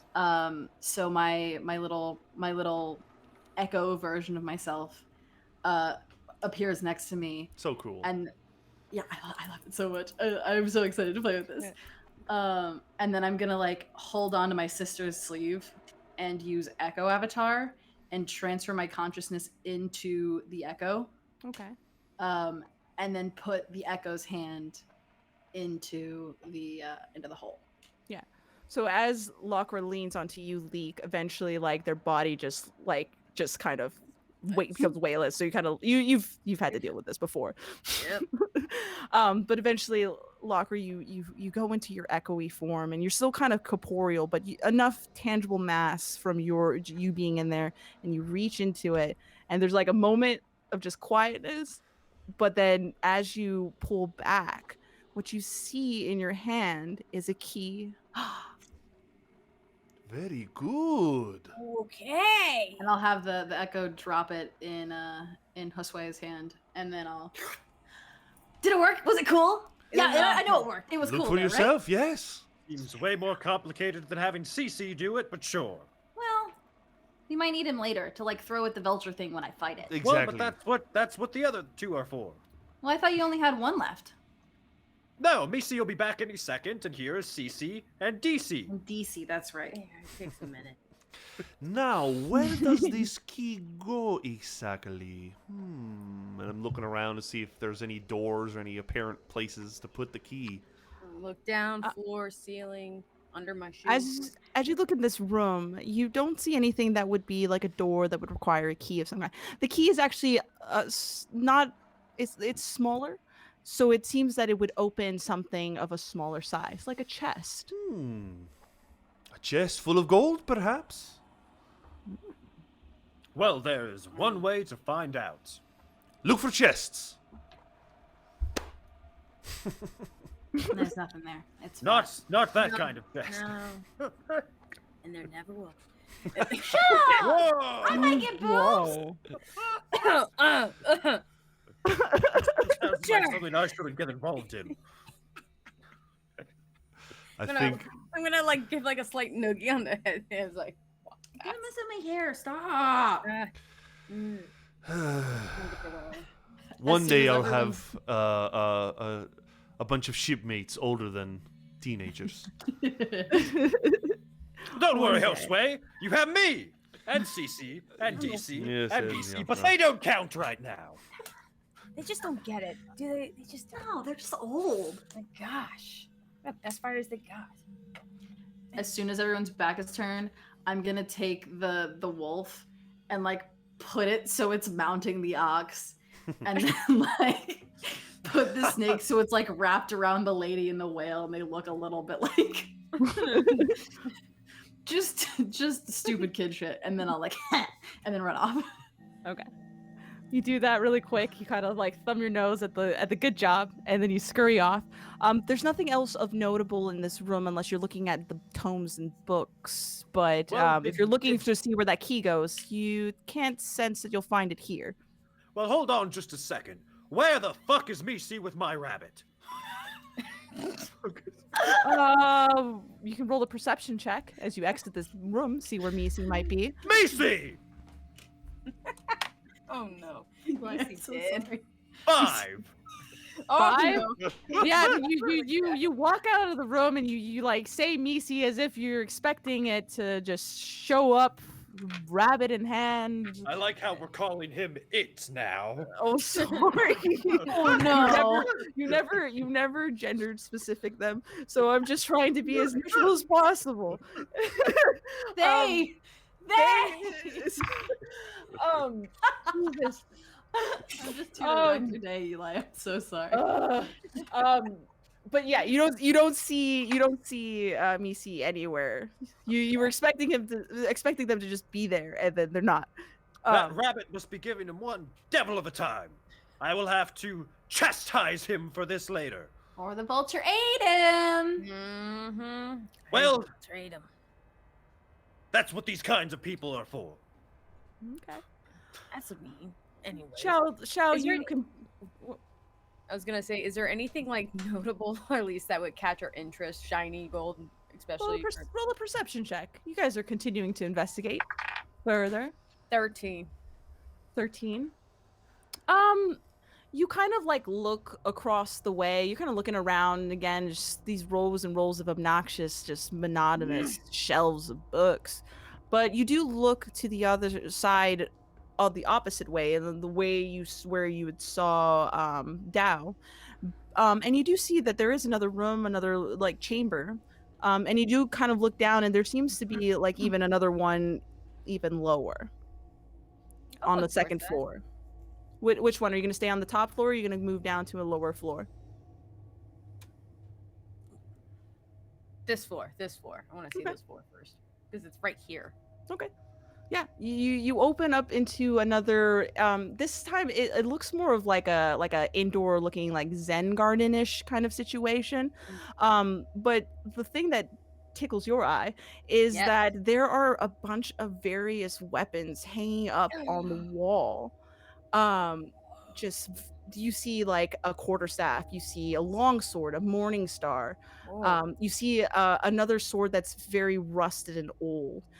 They all seem to be kind of glittered with jewels and encrusted in precious stones and stuff like that.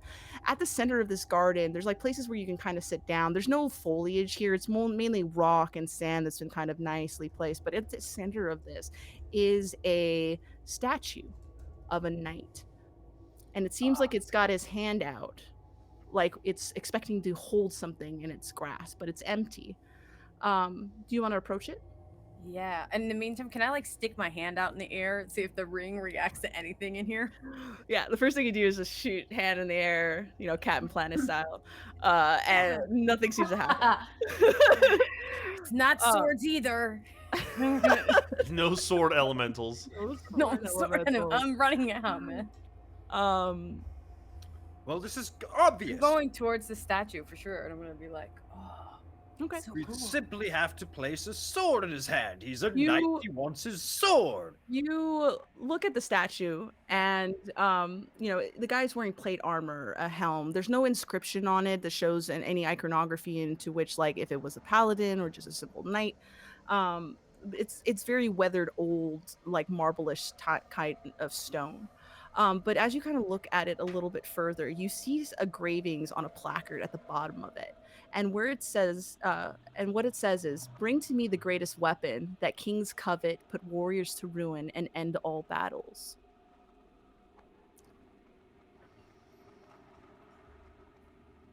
Time. Roll an investigation check Well, now we that can't you've put read that time in his inscription. hands.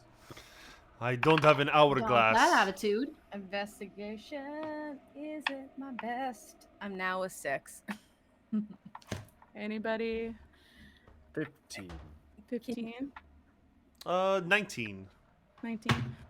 As Lee kind of reads that, like Josue and Perth, you're kind of still kind of wandering around and you're looking at the various weapons and stuff. There's a bunch of them, and they all have like names attached to them on little placards as well. There's a warhammer that says Deathbringer.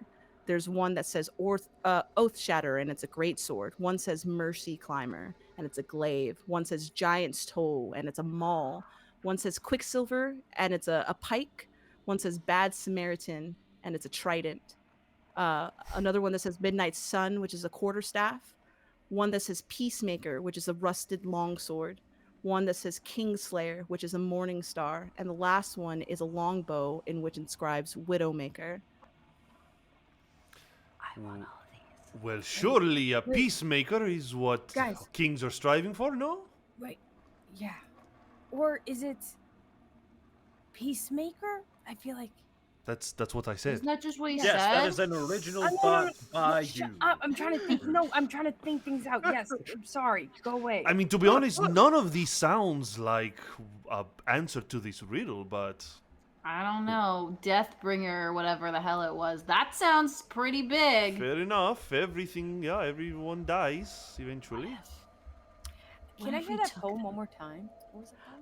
The quote on the placard said, "Bring to me the greatest weapon that kings covet, put warriors to ruin, and ends all battles."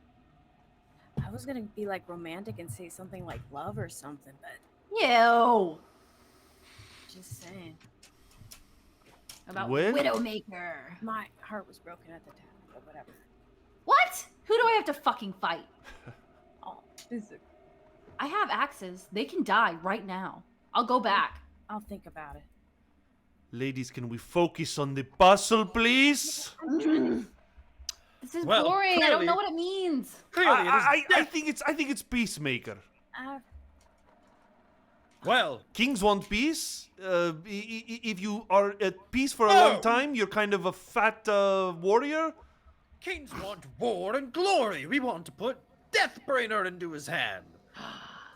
Not if I have a say with it, and I'm gonna grab it and try to put it there first. Okay. I will back up. Okay. So you go to the wall where Peacemaker is hanging, and it's a long rusted sword. And as you kind of pull the sword from it where it's mounted, and you kind of feel the rusted hilt, you notice that there's an olive branch kind of wrapped around it. You go and you take it and you put it into the hand of this knight in which which it does. And Puppy needs you a new take- treasure. You take a step back, and as you do, the stone starts to shift and turn as if the statue is coming alive. And eventually the knight takes the sword Peacemaker and sticks it in its hilt. Did it And work? as it does it takes its hand out and then extends it. And as it extends it, there is another key in its hand. Yes! It's a large key meant for a door. I am the best!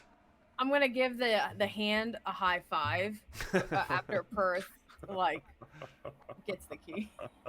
As you high five that stone, the ring on your finger cracks and resonates and makes a harder vibration, as if that is the material in which that stone belongs to. Ooh.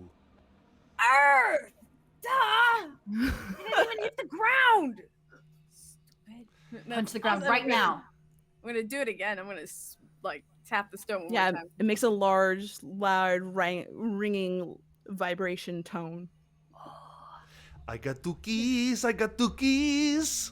2 keys. So wait, does this like... Well, how many keys do we need? Good point. I still haven't seen any chests. No, you look around the room, and outside of those weapons that are laid around, there is nothing else of note outside of the sand garden. Can we take the weapons or are they Well, we might as well take the weapons. I mean, Hell yes. Well, I Okay, mean, are you taking all of them? much as we could carry, yeah. Oh, see, don't worry. CC and CC and Yes! DC can carry them, and then Misi will get the rest when he comes back. Yeah. Is there a longsword in there? There is a long sword. There's a great sword. Actually, no, there's only the great sword. The long sword was Peacemaker. Oh, fucking stupid, freaking. I wanted But that. there's a warhammer, a great sword, a glaive, a maul, a pike, a quarterstaff, a longbow, a quarterstaff, a morning star, and a longbow. So if you want to take, you're gonna take the longbow. As you take the longbow, it's made out of cherry wood, and there's a yellow crystal inlay on it. Oh, okay. I'm gonna take the warhammer. You're gonna take the warhammer. That's Deathbringer. It's bright yellow with a leather handle. Ooh. Josue, Perth, are you gonna take anything from the wall? I have got what I need. I'm ready to move on to the next room. We've got to be close. Okay. Yes, I'm just. CC is standing in front of me, and I've made them cup their arms like this, and I'm just placing all of the weapons into their arms. Yes. Yeah. I mean, they're fairly heavy.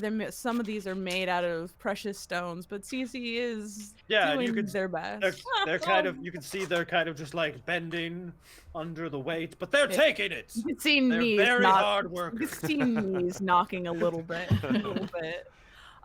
But you guys exit the room. It's been a couple of hours of you guys investigating and hanging around these couple spaces, and you haven't seen or heard from Wayland since. Do you guys want to look for him, or do you guys want to continue to just investigate? Oh well, I assume he's just back there with Misi. You know, Misi hasn't come back yet, too. We should check on them both. I can test it. Hold on. And I go and I knock like 4 books off a off a shelf. Yeah, you go and you knock 4 books, and eventually another it's not a fox, that looks a little bit better, like a coyote or something like that shows up. A beetle comes out of somewhere, picks up one book and puts it away. Wait, But you where's the don't- rabbit? You don't see the rabbit. Wait, hey, tell me where the rabbit is. Well, Misi has the rabbit, of course. Macy's fucking dead, dude. Would it be so short about that? Give the old chap a chance. I mean, the last time I saw Macy, he looked sick. Well, that's probably because I haven't fed him in a couple of weeks. Dude, not cool. Even I know that's bad. Oh, it's okay. You can handle it. Very Oh. sturdy, these seas. Jose, do you want to just go downstairs and see the other doors? I do feel we should check on... fine, why not? Let's go. I'm Okay. sure he's We're down going here. downstairs. That's You where might he's as well fine. press onward. He's probably down here. You got the cash, who cares? Okay. Yeah, that's You guys find the nearest staircase and eventually climb down to the 2nd level. I mean, as you guys are climbing down those stairs, you realize that this library goes at least 5 or 6 stories down. Like, it's deeply Whoa. seated into the bottom of this, wherever it was sunken into. You know, so much that only there's a top spire that's left of it. It feels like the lower you go, it feels like more ominous and stuff.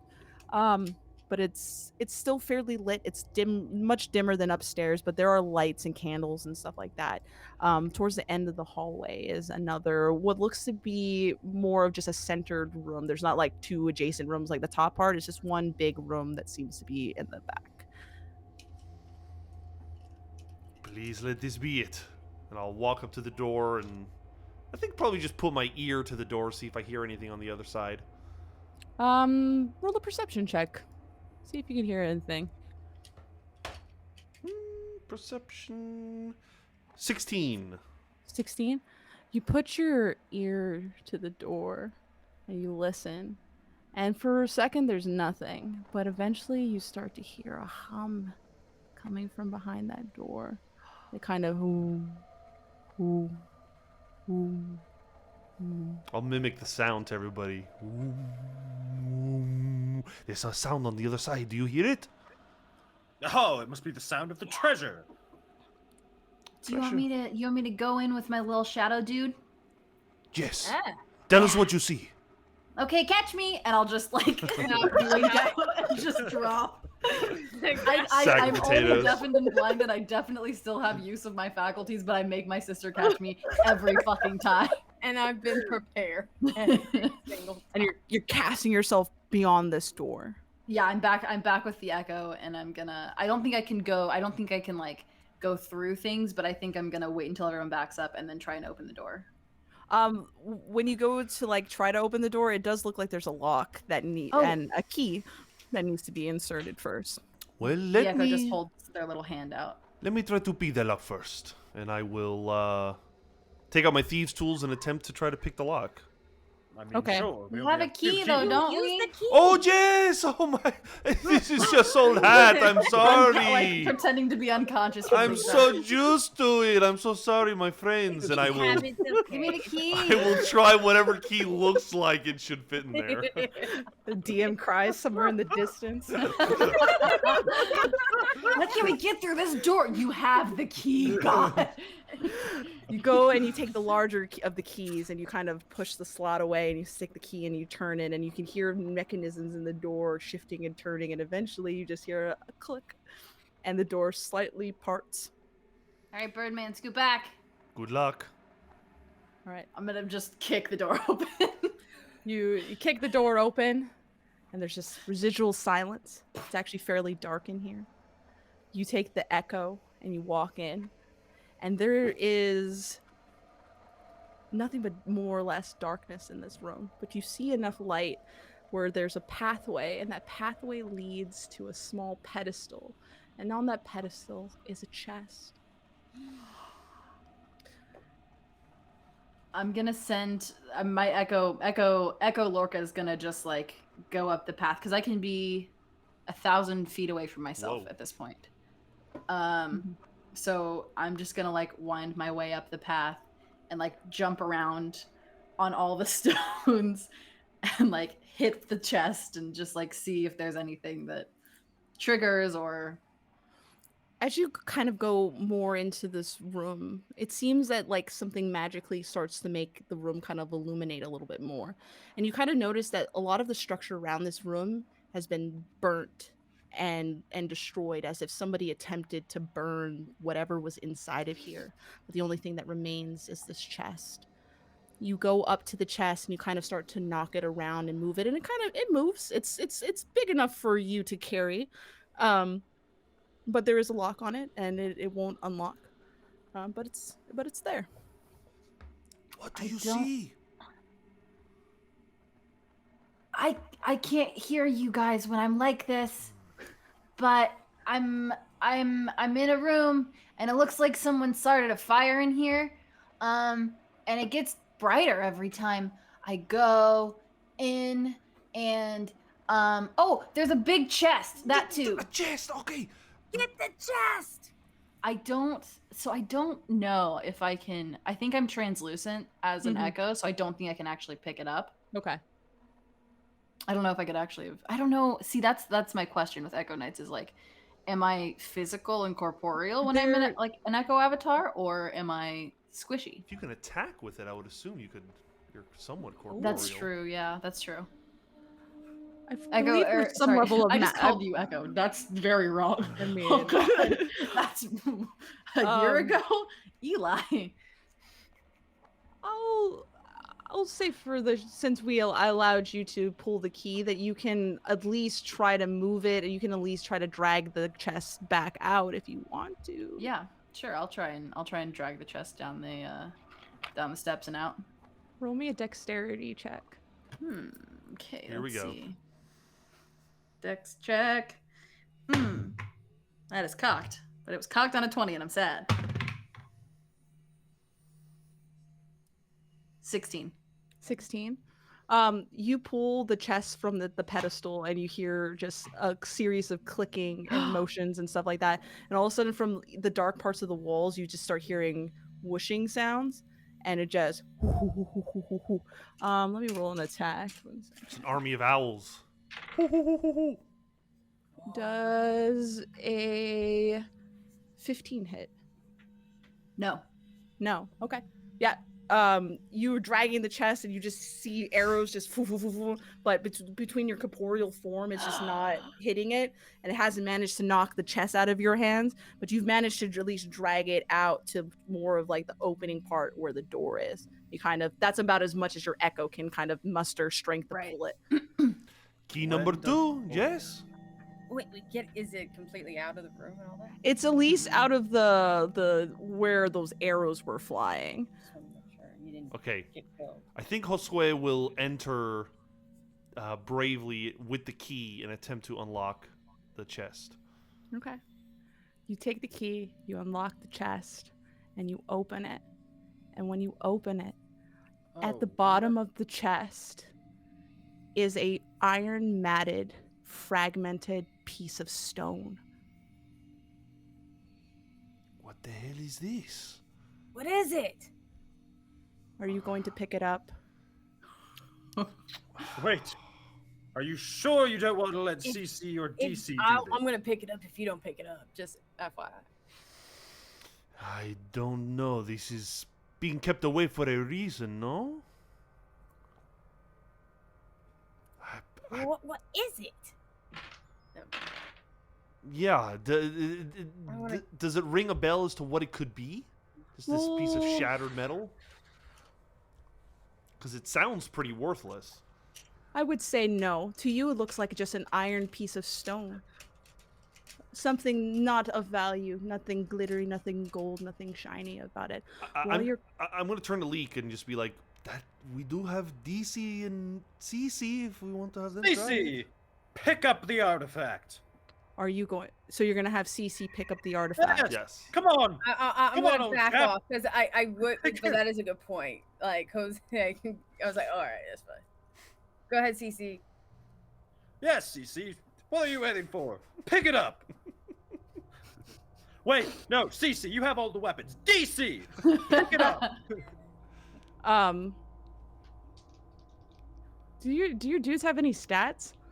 No. I assume they're Well, just commoners. They're useless commoners. But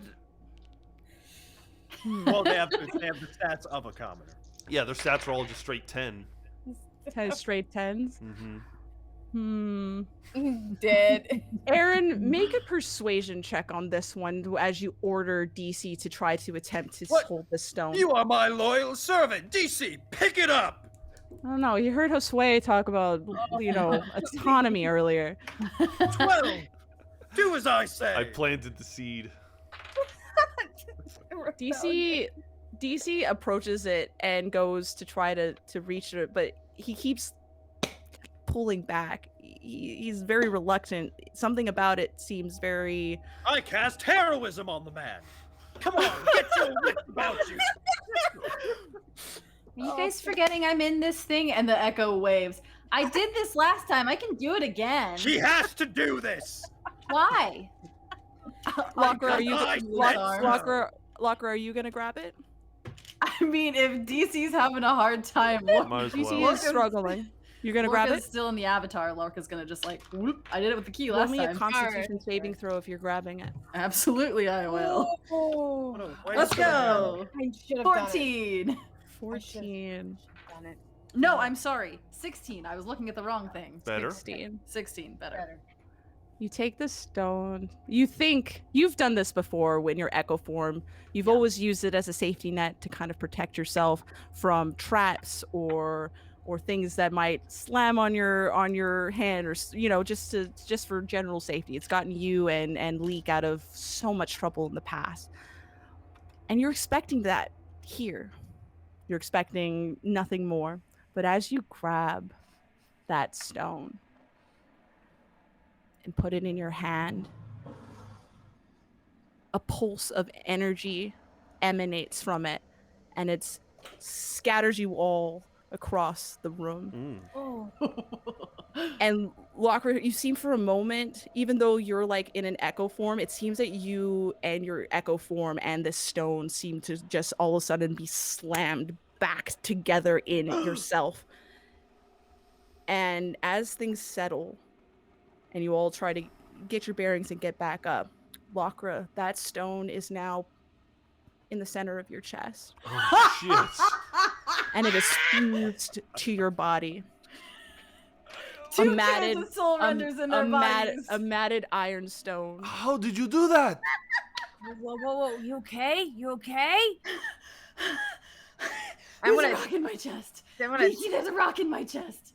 Look, Leak, there's a rock in my chest. As you're freaking out, all of a sudden you hear this loud yelling from somebody, and it's the voice of Waylon. And you see him standing in the doorframe, looking aghast at you, and yells, "What have you done?" What have we done? Dude? I don't know. And he looks at it, he's like, that. Well, what have you done? What have you touched? What is it? Rock in a box. That. I know what you did. He comes in and walks up to you, and he's like, this is what I was looking for. This is the thing. This is the thing I was searching for in this library. What? What does he do?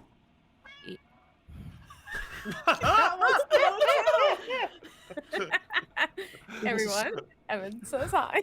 Hi, Evan. He leans in. He's like, it's a powerful artifact.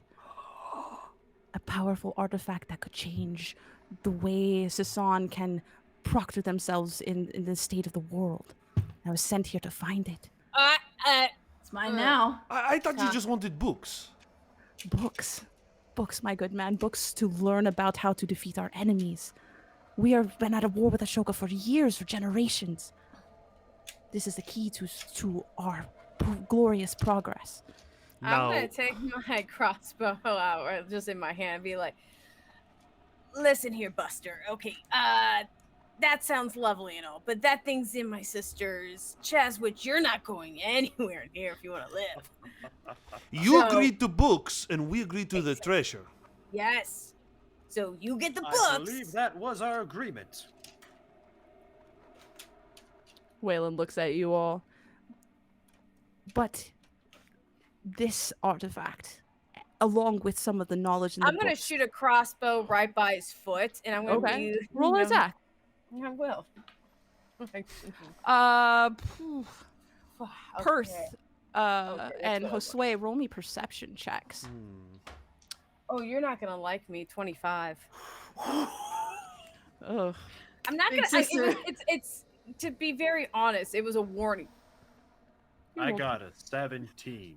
Got a I got an 17. 18. An 18. Okay.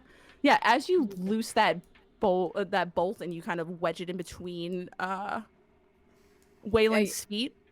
Yeah. Perth and Josue, you feel the whooshing and the movement of a shadow near you. As you turn around, you see the large form of Dao standing there, angrily looking at you all. Hi. Yeah, so this happened. Dao? I'm a rock person now. How cool. Dao looks at you all and says, "You have broken the agreement in which you came to this library for." Oh, I don't think Wait, that's no, you said true. something with violence. We did no violence. I wasn't even here for the agreement, so technically I can't be held liable. Also, I'm a minor and you didn't get permission from my parents. Also, there wasn't a lawyer present. Also, it's my rock now. Josue's just slowly moving backwards towards the exits.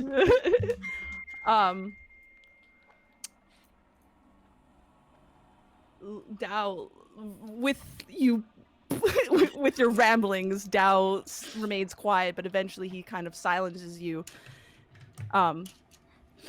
One of you in your group has intended to use this for violence and for power and for greed, as all mortals seem to be interested in. And neither of you can all leave here knowing the knowledge of this library exists. Please roll me initiative. Oh, snap. Yes. Eli, could we say that while that whole thing was going on, I was woodhousing the shit out of DC for not doing what I told him to do? Sure, yeah, you're reprimanding him, you're down, you do that dad crouch, and you're chewing at his ear, trying to be civil and nice on the outside, but you can see the tear slowly. I'm telling him down about all of the DC's face. spider webs I'm going to make him eat when we get home. Leak. Hold on 1 second. I was dealing with this one really quick. Okay, so Okay, I missed half of that because I was looking at my cat and shit. What happened? Roll initiative for me. That's what I thought. All right, that is 15. 15. Perth. 18. No This way. thanks to this fucker! Josue. 22. You're so mean. Lakra. 6. I'm just poking at my chest rock. Oh shit, we're fighting. Oh shit, we're fighting. Boom. Let's go. Okay. Ba, ba, ba, ba, ba, ba, ba, ba, ba. Yo, guys, like there was like almost like a massive car wreck right outside my apartment. Oh, It really? was like Fast and Furious for a minute there. I was just Holy like, shit. Was there family involved? probably. It's all about That was a family. 22, Josue. Yeah. You are. Jesus, I can't do math. 3. All right. You're up, Josue. Honestly, Down knows who's at fault here. It's this crafty Wayland. So I'm actually going to use an action to. I want to try to like knock him on his feet, like knock him over, so that it takes him longer to get out of here than the rest of us. Okay. I guess I could attack him. I'm just trying to like trip him. Just give me a general strength roll. We'll do Okay. a contested roll. I'm doing it with my feet. I'm like doing a couple of backflips towards him, and I try to do a little spin on the ground. Okay. You can use it with acrobatics then if you're gonna do something like that. That's a lot fancy. better. That's like a 30 or something. A 17 and a 14. That's better. Yeah. Yeah, you like as you see like just the defensiveness of Dao and the spreading of his wings, you know that it's time to go. Yeah. Um I'm gonna and so I'm gonna trip Wayland, and I'm just gonna kind of turn to my party and say, "Corre!" I'm gonna just start running.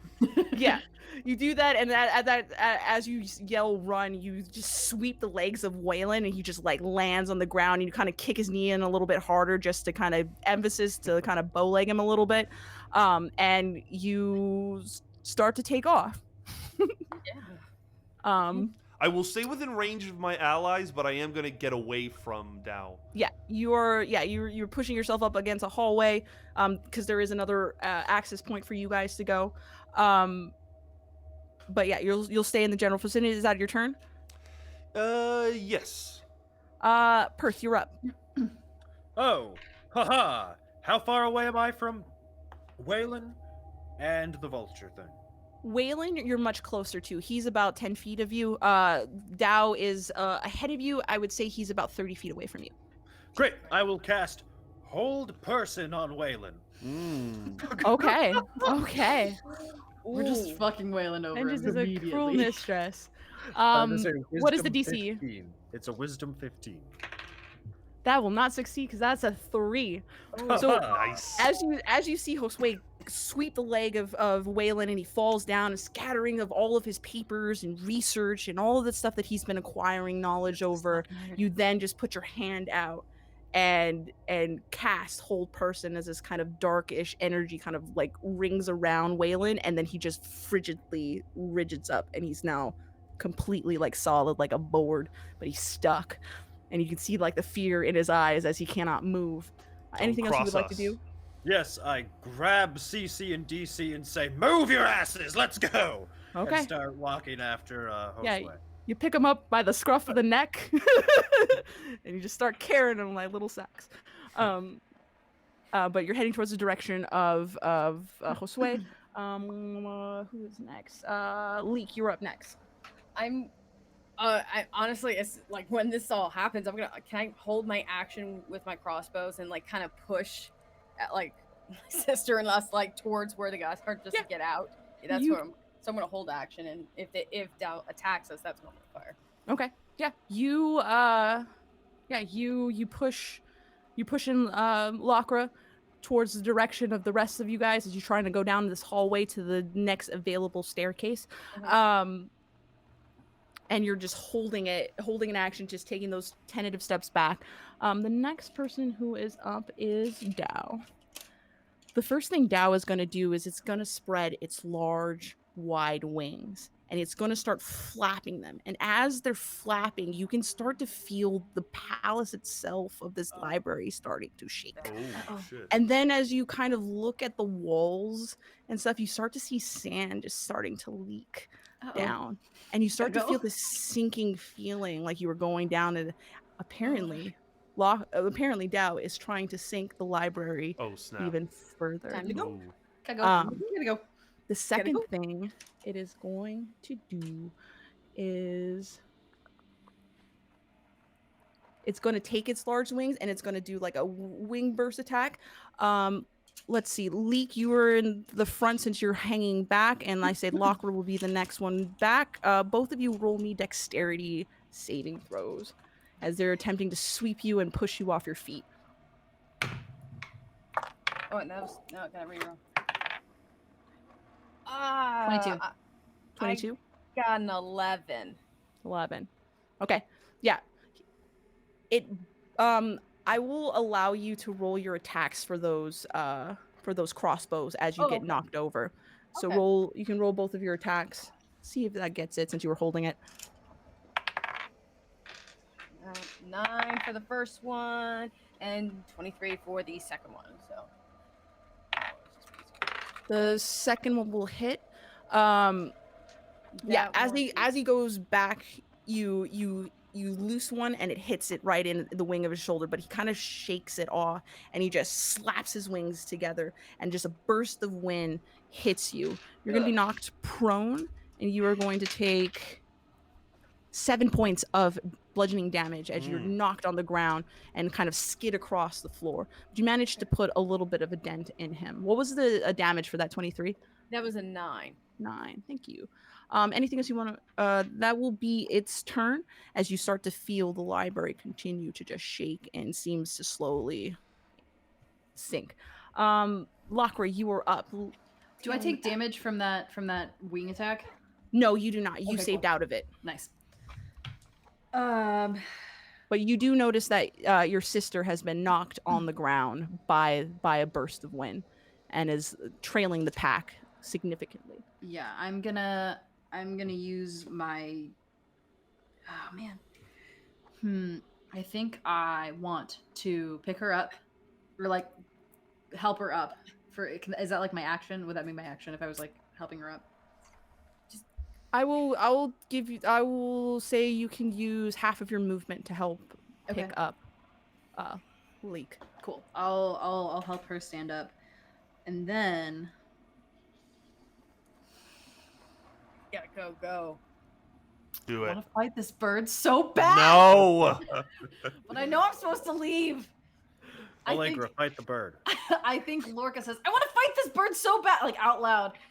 Next time.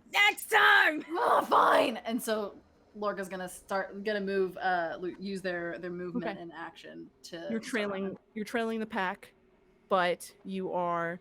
Let me ask you guys all real quickly: are you intending to flee and run and try to get up to the top of the spire, or are you attempting to fight Dao? No, at any point?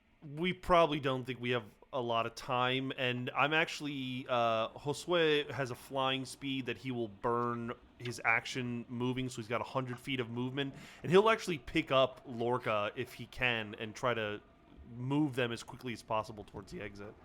Okay. I mean, you could go as far as jumping up to the second story if you want to do that with Lorca with your movement. Yeah, I'll do that. Just hoping that the others are following close by. Perth and Leek, roll me athletics checks. And then Josue, roll me just actually roll me an athletics check as well to see how fast you're gonna carry Lorca up. You're now the most valuable thing I know, Lorca. Gotta keep you alive. Hey. I roll a 14. Do I need to roll for CC and DC? You know what? Roll for CC and DC unless you are planning to continue to carry them like you are, because you kind of have them both by like the napes of their like collars of their shirts. So I imagine they're small enough and stuff like that where they're not like you're just picking them up and dragging them. What does that mean for me? Does that slow me down to carry them? It will slow you down a little bit. Fuck that, they can carry their own weight. Okay. So yeah, then roll them athletics checks as well to see how fast they're going to be running. So if I rolled an athletics check, I rolled a 10. Rolled a 10.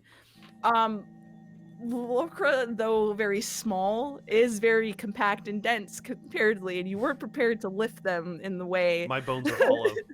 Yeah. So you struggle for a minute, but you manage to find the right amount of leverage to finally pick them up, and now you're heading up to Is it the easier second from on your floor. back or on your front? I don't know. if this Just is stop weird. squirming. Okay. Yeah. You use enough to be able to at least throw them over the balcony of the first place and plop them onto there, but you're both up on the first floor. Yeah, I'd imagine we kind of tumbled to the ground a little bit. I also have like 5 weapons on me, so that probably doesn't help. Heavy. Leek, what was your athletics check real quick? 19. 19. All right. Yeah, Leek, you know, knowing that Lokra is on some level C of safety, you're like, all right, staircase. So you start booking it with Perth right behind you. What did the CCs and the Mises roll? Well, CC and DC rolled a 3 for their athletics check. Misi, I don't know what their deal is right now. I assume that who they knows what probably will Misi not is? be joining us. Yeah, so yeah, you take off with wild abandon as you just forget your 2 CCs behind. Oh, And might I cast haste upon them? sure. I don't want to be a complete asshole. No, whatnot. Yeah. What is what? How long does haste last and stuff? Like What an does that hour, I do? think, last? concentration. Or I think it's a minute. Duration Oh, 1 yeah. minute. Yeah. Busted if it was an hour. That'd be cool. choose Woo, the- we'd be out already. well, I can only pick one of them though. Oh. Which one do you like the most? Which one do you love more? DC has the weapons, so I'm DC? casting it on him. Okay. Okay. Yeah, you go to take off, but then you realize that Cece has all the weapons that you were hoping to take, so you just quickly run back to them, and like both DC and Cece are running together because they're running in pace, but like you just walk up to Cece, you just pat him on the head and cast haste, and then like you just both take off, and then like Cece just starts running normal, but like they're just moving so fast and have no control over it that they're just leaving DC behind. And you can see DC slowly slinking into the darker shadows as the lights in this room the rooms that Dow had lit for you all are starting to dim. Oh boy. DC, consider this a trial for your continued employment. Perth and Leek, you guys, since are on the floor with Dow at this level, as you're looking back at him, you're starting to see his body starting to shift into something a little bit more malevolent. His feathers are furrowing out and longer, and his expression is starting to darken and sharpen, as he kind of like cries and echoes out through the halls of this place. And all of a sudden, through like the little bookshelves, as you're running, you start noticing a rabbit, a coyote, a wolf, Run. a beetle, various critters and animals of the desert seem to start popping and peeking out and stuff like that, and they look at all of you, and they start to seem to start to take chase after you guys. As you look back, you see like Dow's haunting form, and this like the scurrying of just critters after you all. Roll me another round of athletics checks for those who are on the bottom. Lokra and Josue, you guys are on the top and are in some bit of wiggle room for safety. What do you guys would like to do? I mean, probably help our friends. Yeah, can we see down on the set, like on the level below us, where the Dow, yeah, Dow is definitely big enough where you can see them and you can hear the scurrying and skittering of little tiny little paws and stuff, and just like Pert's heavy armor as they're running. I don't know if I would shoot at Dow, but I'd probably, if there's any of those forest critters, probably pop a few shots at them. Okay, yeah, roll an Keep attack. them off our allies. Yeah. Pull out my short bow. Yeah, I have my longbow. I think I have 2 attacks. Yeah, go for it. So I rolled a total of 14. Does a 14 14? hit one of those creatures? 14 will hit one of those creatures for sure. Okay. If it doesn't have any allies next to it, but it probably does, huh? Yeah, Okay. the creatures are kind of bumbling around with the whole like squad of them. A So total yeah, of 8 piercing damage. 8 piercing damage. That's enough. You as you're running, since Perth is the one straggling and stuff like that, he looks over his shoulder just a minute, and you see like a small fox going to like lunge at you, Perth. But as it does, like you just see a arrow just like slap through it, and it just poofs into to residual fey magic Nice. and disappears. And you have a little bit of space as you continue on. With Locker, what did you hit for attacks? I rolled a 17 on one and a natural 20 on the other. Nice, Whoa. nice. Uh, Well, the collective so damage. So the first one is a 7, and then the crit. Ah, shit. 14. 14. Yeah. Yeah. Yeah, 7 and 14. So 21. These animals are just like kind of almost swarming. They're at a point where they're kind of just like even almost bounding over each other. It's something like they're kind of pulling together almost like a wave, and they're just kind of washing through this stuff. And both Perth and Leek are just inches away from the staircase to which they can climb up and get to your guys' level. Just as at the last second, right before they hit that threshold and stuff, you manage to pull off 2, and the first one just knocks into a couple of them and it just disappears, and the third one just rakes through the first like line of them Hell and yeah. just knocks them all out, giving them enough time to climb up the staircase. But as Perth and Leek, as you guys are like climbing the staircase, so too are those stuff. And now Dow is starting to widen his wings as he's planning to take flight to head up to the next level. Lakra and Josue, is there anything you want to do? Your team members are now up on the first floor. They're making their way towards you. Actually, roll me a survival check, both of you. Okay. Get your bearings, figure out where you are at and where your exit will be. 6.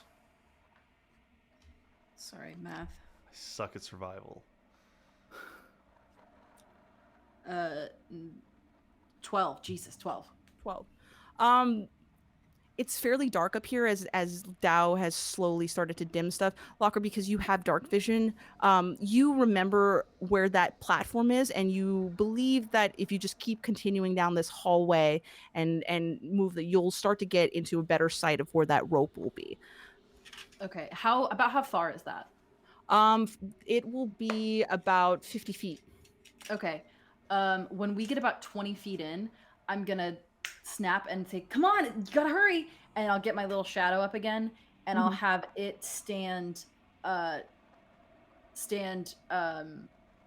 20 feet in, so where I'm not out of 30 feet range with it, and like point Leek and Perth in the right direction. Okay. Yeah. You and Josue are moving through the hallway. Perth and Leek, you would see the shadow echo of Lakra, and it's pointing in a direction where you guys should go.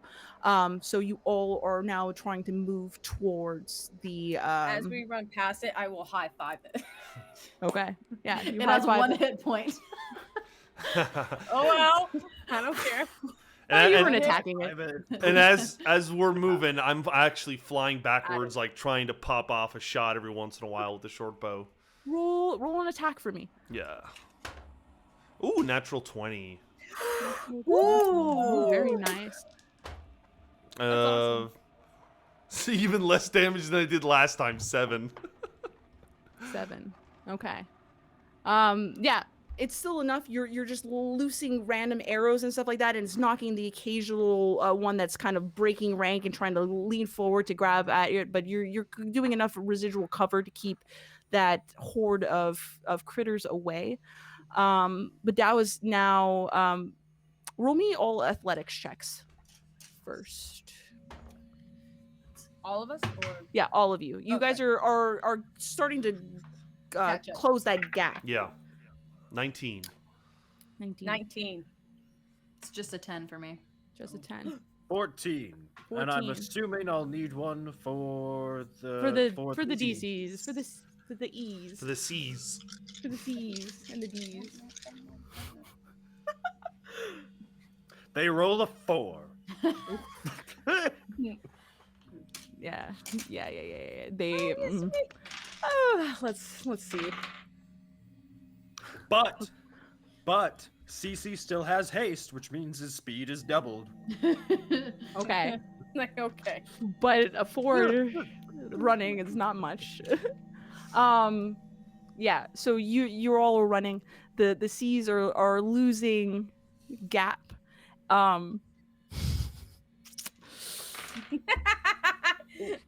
Okay. We're just delaying. Yeah. it. Like CC's hustling because like CC's got the haste. But like DC is losing space, and the critter, you can hear the loud crittering. Eventually, like you start to see DC disappear into the shadows of this hallway, and all of a sudden you just hear the loud of like swarming critters and nothing. And then you stop for a second, but then all of a sudden the critters start running again, and then they're pulsing out. And like CC is barely holding on, like carrying both the weapons and all of this. It's a struggle. So they're nipping at us you. It seems I'm going to need a couple more C's. Don't let yourself become the third. Terrible.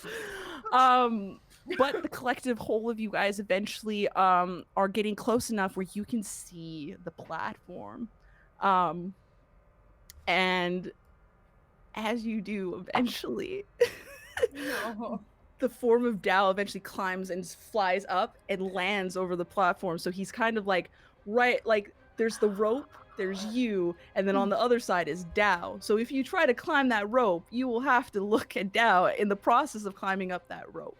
But you guys have now kind of hit that corner. You're standing on that pedestal. Lakra, roll me a Constitution saving throw, please. Constitution saving throw. You got it, boss. Is there anything else anybody wants to attempt to do in hopes of getting free from Dao to climb up that rope and get out? Pause. Does anyone have anything in their back pocket they want to throw to the crowd right now? Yes, I will cast a dispel magic out into the creatures and see if that makes them go poof. It's Excellent. Worth a shot. Yeah, you like CC is running, straggling. You're contemplating of whether or not you cut your losses with all those weapons, but so you cast the spell magic, and as you do, it just all of those creatures eventually dissipate into a puff of fey magic and disappear, and there's nothing down that hallway anymore.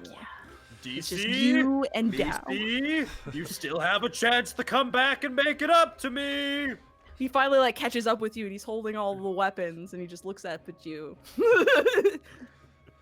I rolled a dirty 20 on that Constitution check or Constitution saving throw. Cool. Excellent. Dao, What does this mean?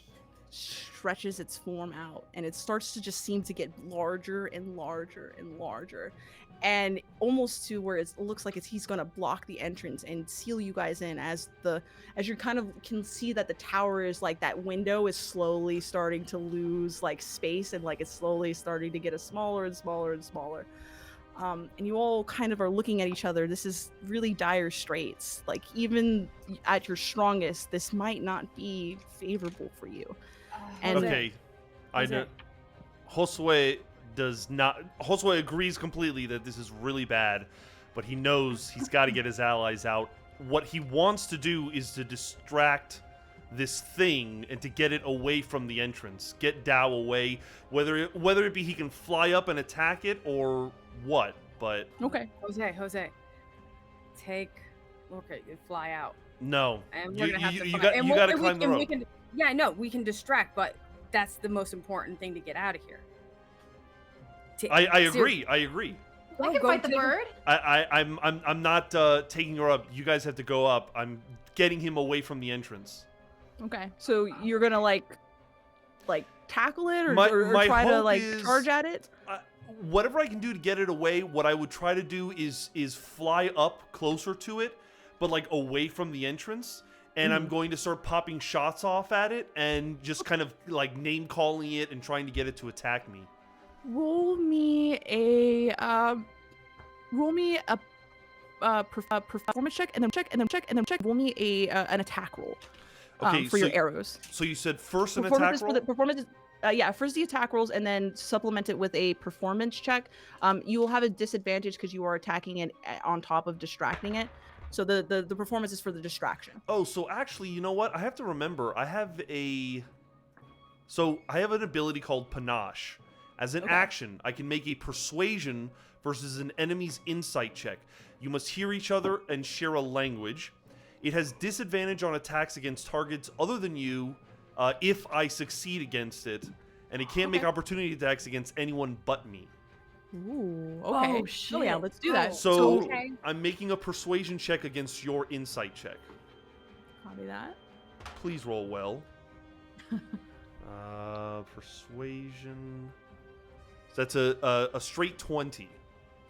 20. Okay. Let's see. Against an I think its insight insight's check. really high. Yeah, it's probably his legendary insight. Something like Listen, that, yeah. come on. Hold on. Hold on. You gotta have the hope. It's actually Laker, do you not. still want to fight it? Nah, I rolled a 12. Hell yeah. Ooh, So shit. it has disadvantage on attacks against targets other than me, and it can make opportunity attacks against anyone but me for the next minute. Okay. Yeah. So as Dao kind of stretches its body out and tries to start to block that entrance, you with just quickness just take to the skies. Come at me, Start cabron! You pop off shot after shot after shot. Eventually, it just kind of hits it. It turns Dao's attention to you as it kind of starts to move and advance towards you instead of blocking off the rest of it. So there is a bit of that. Are you all going to attempt to flee? Don't Everybody fight it, else? flee! I'm gonna Eli, throw them first up on the rope. Go! Fine! Start climbing I'm gonna be begrudgingly. Eli, how high up is the rope to the entrance? How many The feet? rope is a 50-foot climb. Oh, well then I will say, Cece, hurry along and catch up now. And with a flick of my hands, I will cast Misty Step on myself, pop up onto the rope above Lycra? Lorca? I think Lycra's right. And I'll Damn it, I can't ever have a good D&D name! and Misty Step will get me 30 feet up the rope above them, and I'll scurry my way out. Okay. League and Lakra, you're attempting to climb. Yeah. Yeah. You guys are slowly, you guys, I assume, do not have climb speeds. So you are No. climbing slowly but surely. I almost Um, gave you that too. Yeah. How long does Panache stay on you? It Serge? lasts for a full minute.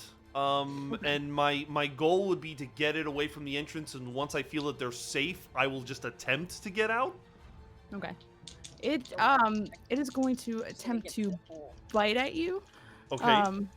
As it's distracted and out for blood. Does a 15 hit? It does not, because I cast shield as a reaction. Okay, cool. Yeah. It goes and it cranes its neck at you and it snaps, but you manage to just dart out of the way and like make this like magic like shield that just goes and cracks across its face to kind of keep it at bay. I love But that it's pretty much attempt- every time I've cast magic, no one's looking, which is exactly what he wants. So perfect. But yeah, you end up cracking this magic shield across of its face, and it kind of just like reels back, and it kind of like turns back around and just kind of like loudly screeches that echoes. Lakra, please roll me another Constitution saving throw as you're climbing this rope. You're somehow Me- connected to this bird. Constitution saving throw. All right. It's that damn stone.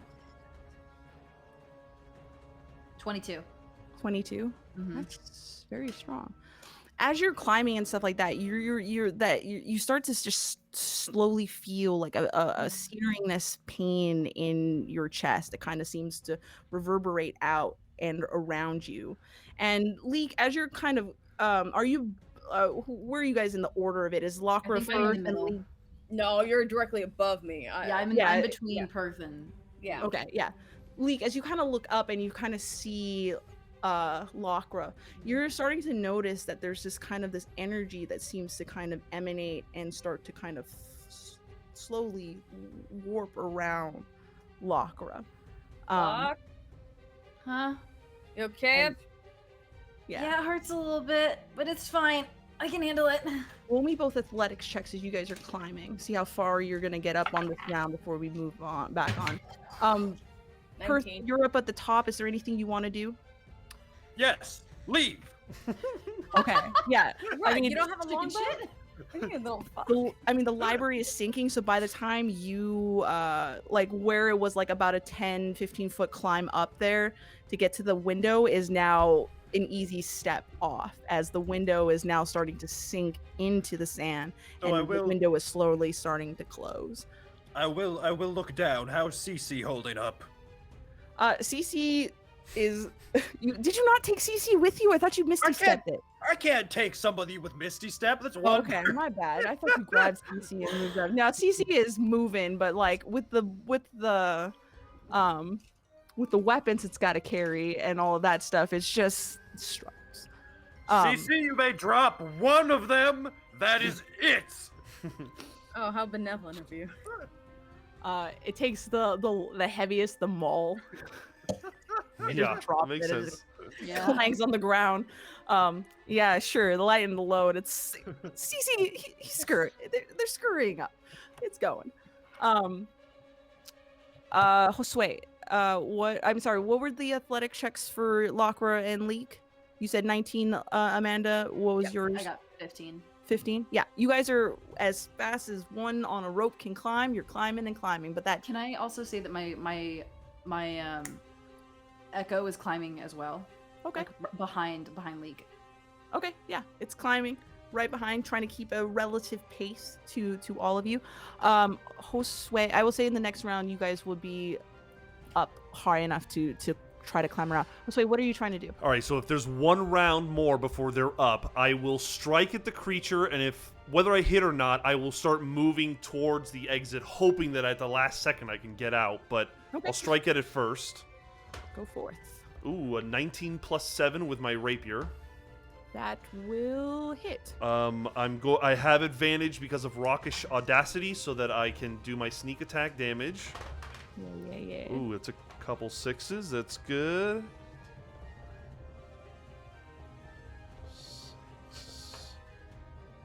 That's 29 points of piercing damage. Ooh. And Whoa. then I will move 50 feet in the direction of the exit. Yeah. You kind of like, because you're much smaller and more dexterous compared to Dao, who's a very large bird in a relatively small space when you really think about it for him. You manage to kind of like underside him and come back around, and then you just pop off 2 shots, and you manage to get one of his eyes. Ooh, And you nice. just snap right into it, and you just hear the crunch of it, and then this just wailing screech as he's kind of flailing about to the point where he kind of teeters off slightly off the edge of this, as he's just like now knocking into columns and stuff like that, as he's partially blinded by this arrow, which will give you enough time to kind of swoop in and start making your way up the tower. Leek, roll me another athletics check, since you're technically the last person. I know Lakra's Echo is there, but you are the physical person. 14. 14. Okay. Let's see.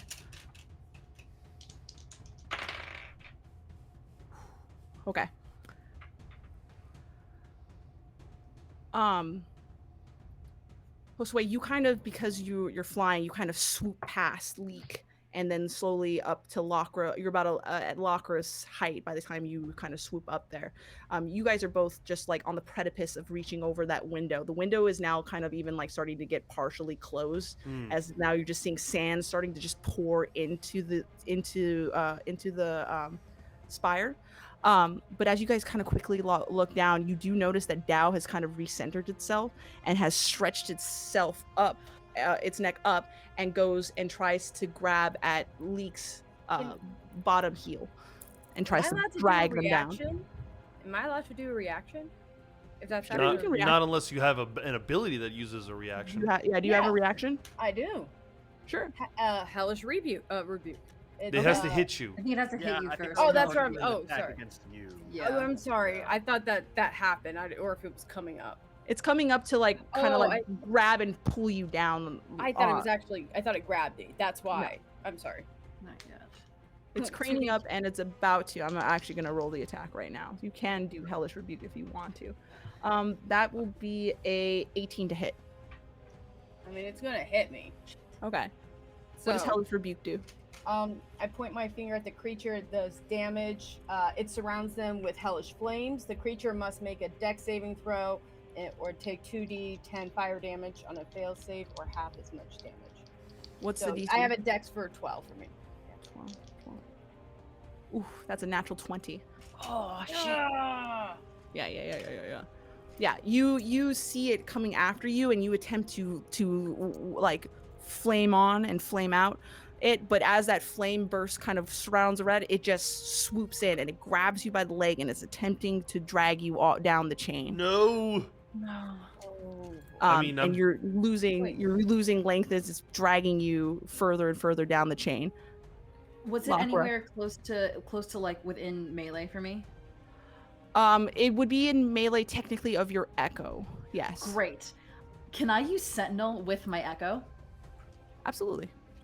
I Okay. think so. Yeah, you can channel that through I your Oh, can echo. go- by can the instead of- way, did Dow have disadvantage on its attacks against Amanda because it should be attacking me Yes! only? Oh. Yes. Also, Let- you got 7 Good points of fire fucking damage call. still because you failed and Let still giving me me 7 points. roll. Let me roll again for the second attack. No, that was higher. That was a 19. So 18 will still be Alright. the DC or the attack. Jeez. Okay. So you can use Sentinel through your echo. Okay, yeah, because I have the thing where I can attack through my echo. That's a 16. A 16 will not hit. Frick. Okay, yeah, all right. Damn it. Yeah, you go to attempt to do that, but it's just shy of it. But Leek is slowly being dragged down this rope. Leek? Lockra, roll me another Constitution saving throw. All right. Roll at a disadvantage because you're starting to get very stressed out Wait, about it, and the fear of your sister being dragged back down is starting to grow inside you. Oh wait, never mind. It's the stone. 17. 17. Okay, fine. Believe you. Yeah, as you are seeing your sister being dragged down this rope, and it is really just, you're really scared. Your sister's looked after you all this time. As much as you fight with her and stuff like that, you love her. She's my favorite. Since the echo is closer to Leek, and has also the image of the stone, it starts to emulate and glow really, really like bright. And all of a sudden you're starting to find yourself encased in a bunch of golden light that seems to draw out from you and draw out from Leek as well. And then it comes back inside of you, and then it pushes and pulses out a large like beam of stuff like that, and it goes down the spire in like a complete circle, and it passes through Leek and it passes through your echo, but it hits down in a way that just starts to push him down like a giant hand would, and just crushes him back down onto the platform, forcing him to release Leek. Nice. And the light seems to be keeping him down. I don't know what's happening. Go. Yeah. Tell me twice. I'm gonna just try to. You guys start to climb, you start to go, you manage to, like, Josue gets out. It's starting to just, the window is just getting tighter and tighter and tighter. Come And by on! the time you and Lockra try to get out, like, Leek gets out barely, but Lockra requires just a little bit of extra effort as you all pull Lockra out. And eventually that bright light inside around you, Lockra, that aura just kind of swirls back and snaps back into that stone. And now you all four are standing outside. The spire has sunken far beneath the sands in the dunes, and you are left to open desert, as if nothing was ever here in the first place. And the sun is starting to set in the west. Is our ship nearby? Both of your ships are still there, Close. including Lockra's small schooner that how they got out to this. But you guys seem to be intact. We're somehow still alive. I'm gonna like, Increíble. I'm gonna take my ring and like tap that weird rock thing on my see if it activates something. What rock thing? Remember my Her copper ring. ring against the like Yeah, you go and you like strike the area where the library was, and you get that resonation, and you can actually feel the library down there through the stone. Oh. But there's nothing elemental about it for you to attach yourself to, but it Wow. responds to the earth. How's your chest? How's your chest? I don't know, it kind of hurts a little bit. I mean, there's a rock in it. Can you get it out? Well, I'm gonna like try and grab it. Don't try to do that. You saw what it did to the thing down there. Yeah, I didn't have control of it though. y- It just like- did it. I was scared and I was mad and it was weird. And then it was, and then I was like climbing, and then Leek was out, and then I was out, and then now we're here. Well, look, clearly this thing is worth a lot of money if people are willing to die for it. So, how about we find somebody who might be able to take it out of you? And then we make some money, huh? I'm trying to like push the sides of it like a pimple. Yeah, you find. I mean, you're as you kind of trace it and stuff like that. It's hard to tell the where like flesh ends and where the stone begins. Is it's kind of fused to your body. I think it's kind of stuck. oh man, Mom's gonna kill you. I know. Damn, She's gonna blame you for should have this. let me touch it. Well, then you would have had a rocket, and then Mom would have killed me.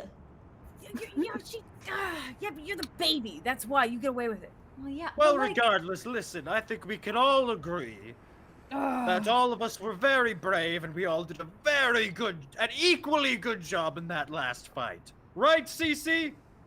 Cece? Cece's there, but Oh, Cece has oh, like thank thrown God. all of the weapons. Yeah, Cece's there. Cece But Cece like kind of throws all of the weapons. I kind can of lose down. 2 of them, but not all And 3. Yeah, they throw all of the swords and stuff that you picked up from down there, and he kind of just is begrudgingly just like sitting up against the sand glider. He's not even really looking at you. He's looking at where the library spire used to be. Well, cheer up, Cece. You must have gotten 3,000 gold's worth of weapons there. Good job, man. hey, you're not a I'll rock tell you what, person, that's Cece. good. There will be an extra meal in it for you this week, and that is to say, 1 meal. There will be 1 meal for you this week. Kind of gives you like Congratulations. he kind of gives you just a look, but that's about it. So, do you guys plan to head back to Chasa? Hold on. I think we need to be very clear. No one say anything about what is in lock. Yes, Are that we- is obvious. Pero we should speak as to somebody about how to maybe get this out. I mean, it is valuable. No, I know, but like, can we just keep it very quiet? Yes, obviously, we do not want anyone to know about it. I'm saying this more to Perth. Perth? Why? Why are you worried about me saying something? Well, you yell like everything you say. Like everything you say is like I'm ah. I'm sure I have no idea what you're talking about. We can Well, kill him. Let's just find a way to get this out. I think Yeah, it's or we can settled. just kill him, then he wouldn't say anything. Oh, dare you. I think Push he's gonna towards be the on our scooter. side. We're gonna squeeze infighting into this. Okay. mm, I'm gonna push Lock towards their scooter like this. Oh, I didn't get to fight anything, Leek. I wanted to fight that stupid bird. You saved me. Take that as the ultimate fight. Well, you can fight Cece if you'd like. No, he hasn't done anything wrong to me. Cece's my chill, friends, right? my friends, if this stone is as valuable as we think it is, there's going to be plenty of fighting in our future, I can assure you that.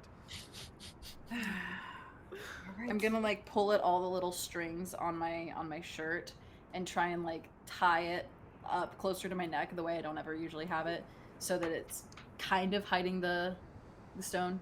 you get it up and not nice enough where the bow kind of overall hides it, you know? If I need to, I'll like take one of my hair bows down and like. Yeah, this is weird. I don't think this works. It's not good luck. It's enough to kind of hide it. Also, it jumps on the. So you guys have 3 ships. You have, we do. you have the small schooner and then you have the 2 gliders. I assume you're taking just the 1 glider in the schooner. I think we take all Oh, 3. Can we We take all can't 3? let you all. perfectly. Cece, pilot the extra ship. I'm gonna lean over to Cece and say, "Take the weapons and run." And I'll give him like 3 of my rations.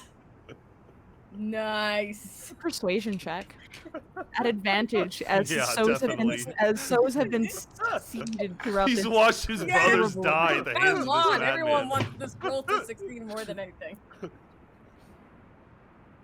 Dirty 20. Excellent. You sneak the rations to Cece and you tell him to run, and Cece just kind of looks just that natural glance of like looking at you, Perth. He just looks at you, Perth, for a second. Go on, man. Pilot he- the ship.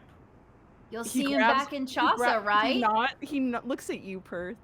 He nods, grabs all the weapons, puts it on the thing. He flips the sand spiral into place on the schooner, and then he just takes off, not in the direction of Chaucer. See, that's why I love Cece. Look at that go get it done attitude. Yeah. I'm gonna Okay. pass Locke and I'm gonna tap their shoulder and be like, nice, good one. I had to save one of them. I know. It's funny because he has none. I know. It's great. I like when he has none. He's all grouchy when he has to do stuff himself. I know. So yeah, Lockwood jumps on the schooner. The 3 of you get on the glider, and you eventually start making your way back to the port city of Chaucer as the sun starts to set in the west. And that is it, guys. That is We You survived. don't understand how much I was just like, oh, this is a plot. This is gonna come. Ah, We're writing. That was things really for cool, future actually. us. Yeah, like we went into this library that supposedly is the thing where they learn the information to crack Ashoka. we got another And, soul render. got right a- yeah, here. exactly. You came across another soul We render. That's literally cool. created another soul render. Yeah, very That's cool. 2 children news. now. Good news, Allegra. You have another child. You have another child for Shodi to adopt now. It's me. I'm gonna adopt myself. 1,000 platinum. Can we say 1,000 platinum? Yeah, we're all each 1,000 worth. Allegra, platinum. you missed the part where we each have a bounty of 1,000 platinum on us each, Why? because we're it us. was treason, that's why. Well, this might untreason us. Oh Maybe. no, I mean the precious cargo characters. Oh, Oh. amazing. That's good. Shodi's very happy about this. 1,000 platinum. This 1,000 platinum bounty. Absolutely. Yeah, that's a nice little tidbit. Well, Shodi's ready to wreck. thank you guys all for joining us. Thank you, Eli. That was we a are- great game. Yeah, hell yeah. We're Mayday Roleplay. We're doing a bunch of awesome stuff. We just finished our first campaign of Ashoka Precious Cargo, which is 12 awesome episodes that kind of show more about this world and whatnot, played by all of you all here. Be sure to check out some of the awesome other stuff that we're working on. We are regularly streaming. We'll be more on a stream scheduled in these upcoming months as we're gearing up for our next release of our next podcast stuff, which is Doomed to Repeat Arc 2, which is also something you should definitely check out. It's our Delta Green campaign, DM'd by Sergio, which is a lot of fun. But be sure to check us out on Mondays when Aaron plays the Sheep Farm. And on Tuesdays, Sergio also leads us in Starforge as we take our Ironland campaign and bring it into space and the stars.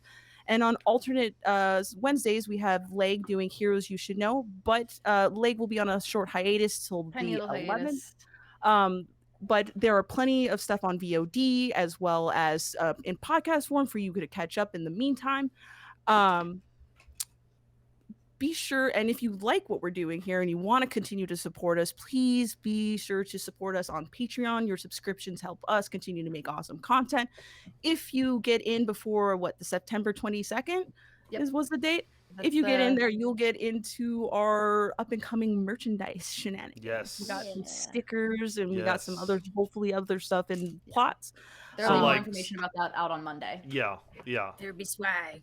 So pay attention to our Twitter for that. Yeah. And thanks to Sirenscape, I think I don't know if anyone was able to tell, but I was playing some music and stuff in the background. I think it helped. So It thanks to makes- Sirenscape. Yes, makes things way better and way easier. And I mean, I think that's it. I think that's all we have. So yeah, be sure to check us out. Refresh your will- USBs. Yeah, Very important. don't forget to refresh your USBs, and as always, live your dreams, spaceman. Thanks, You guys have guys. a great Friday. Bye. Bye, everybody. I don't know why I wave every time. I just do. It's natural. Smile.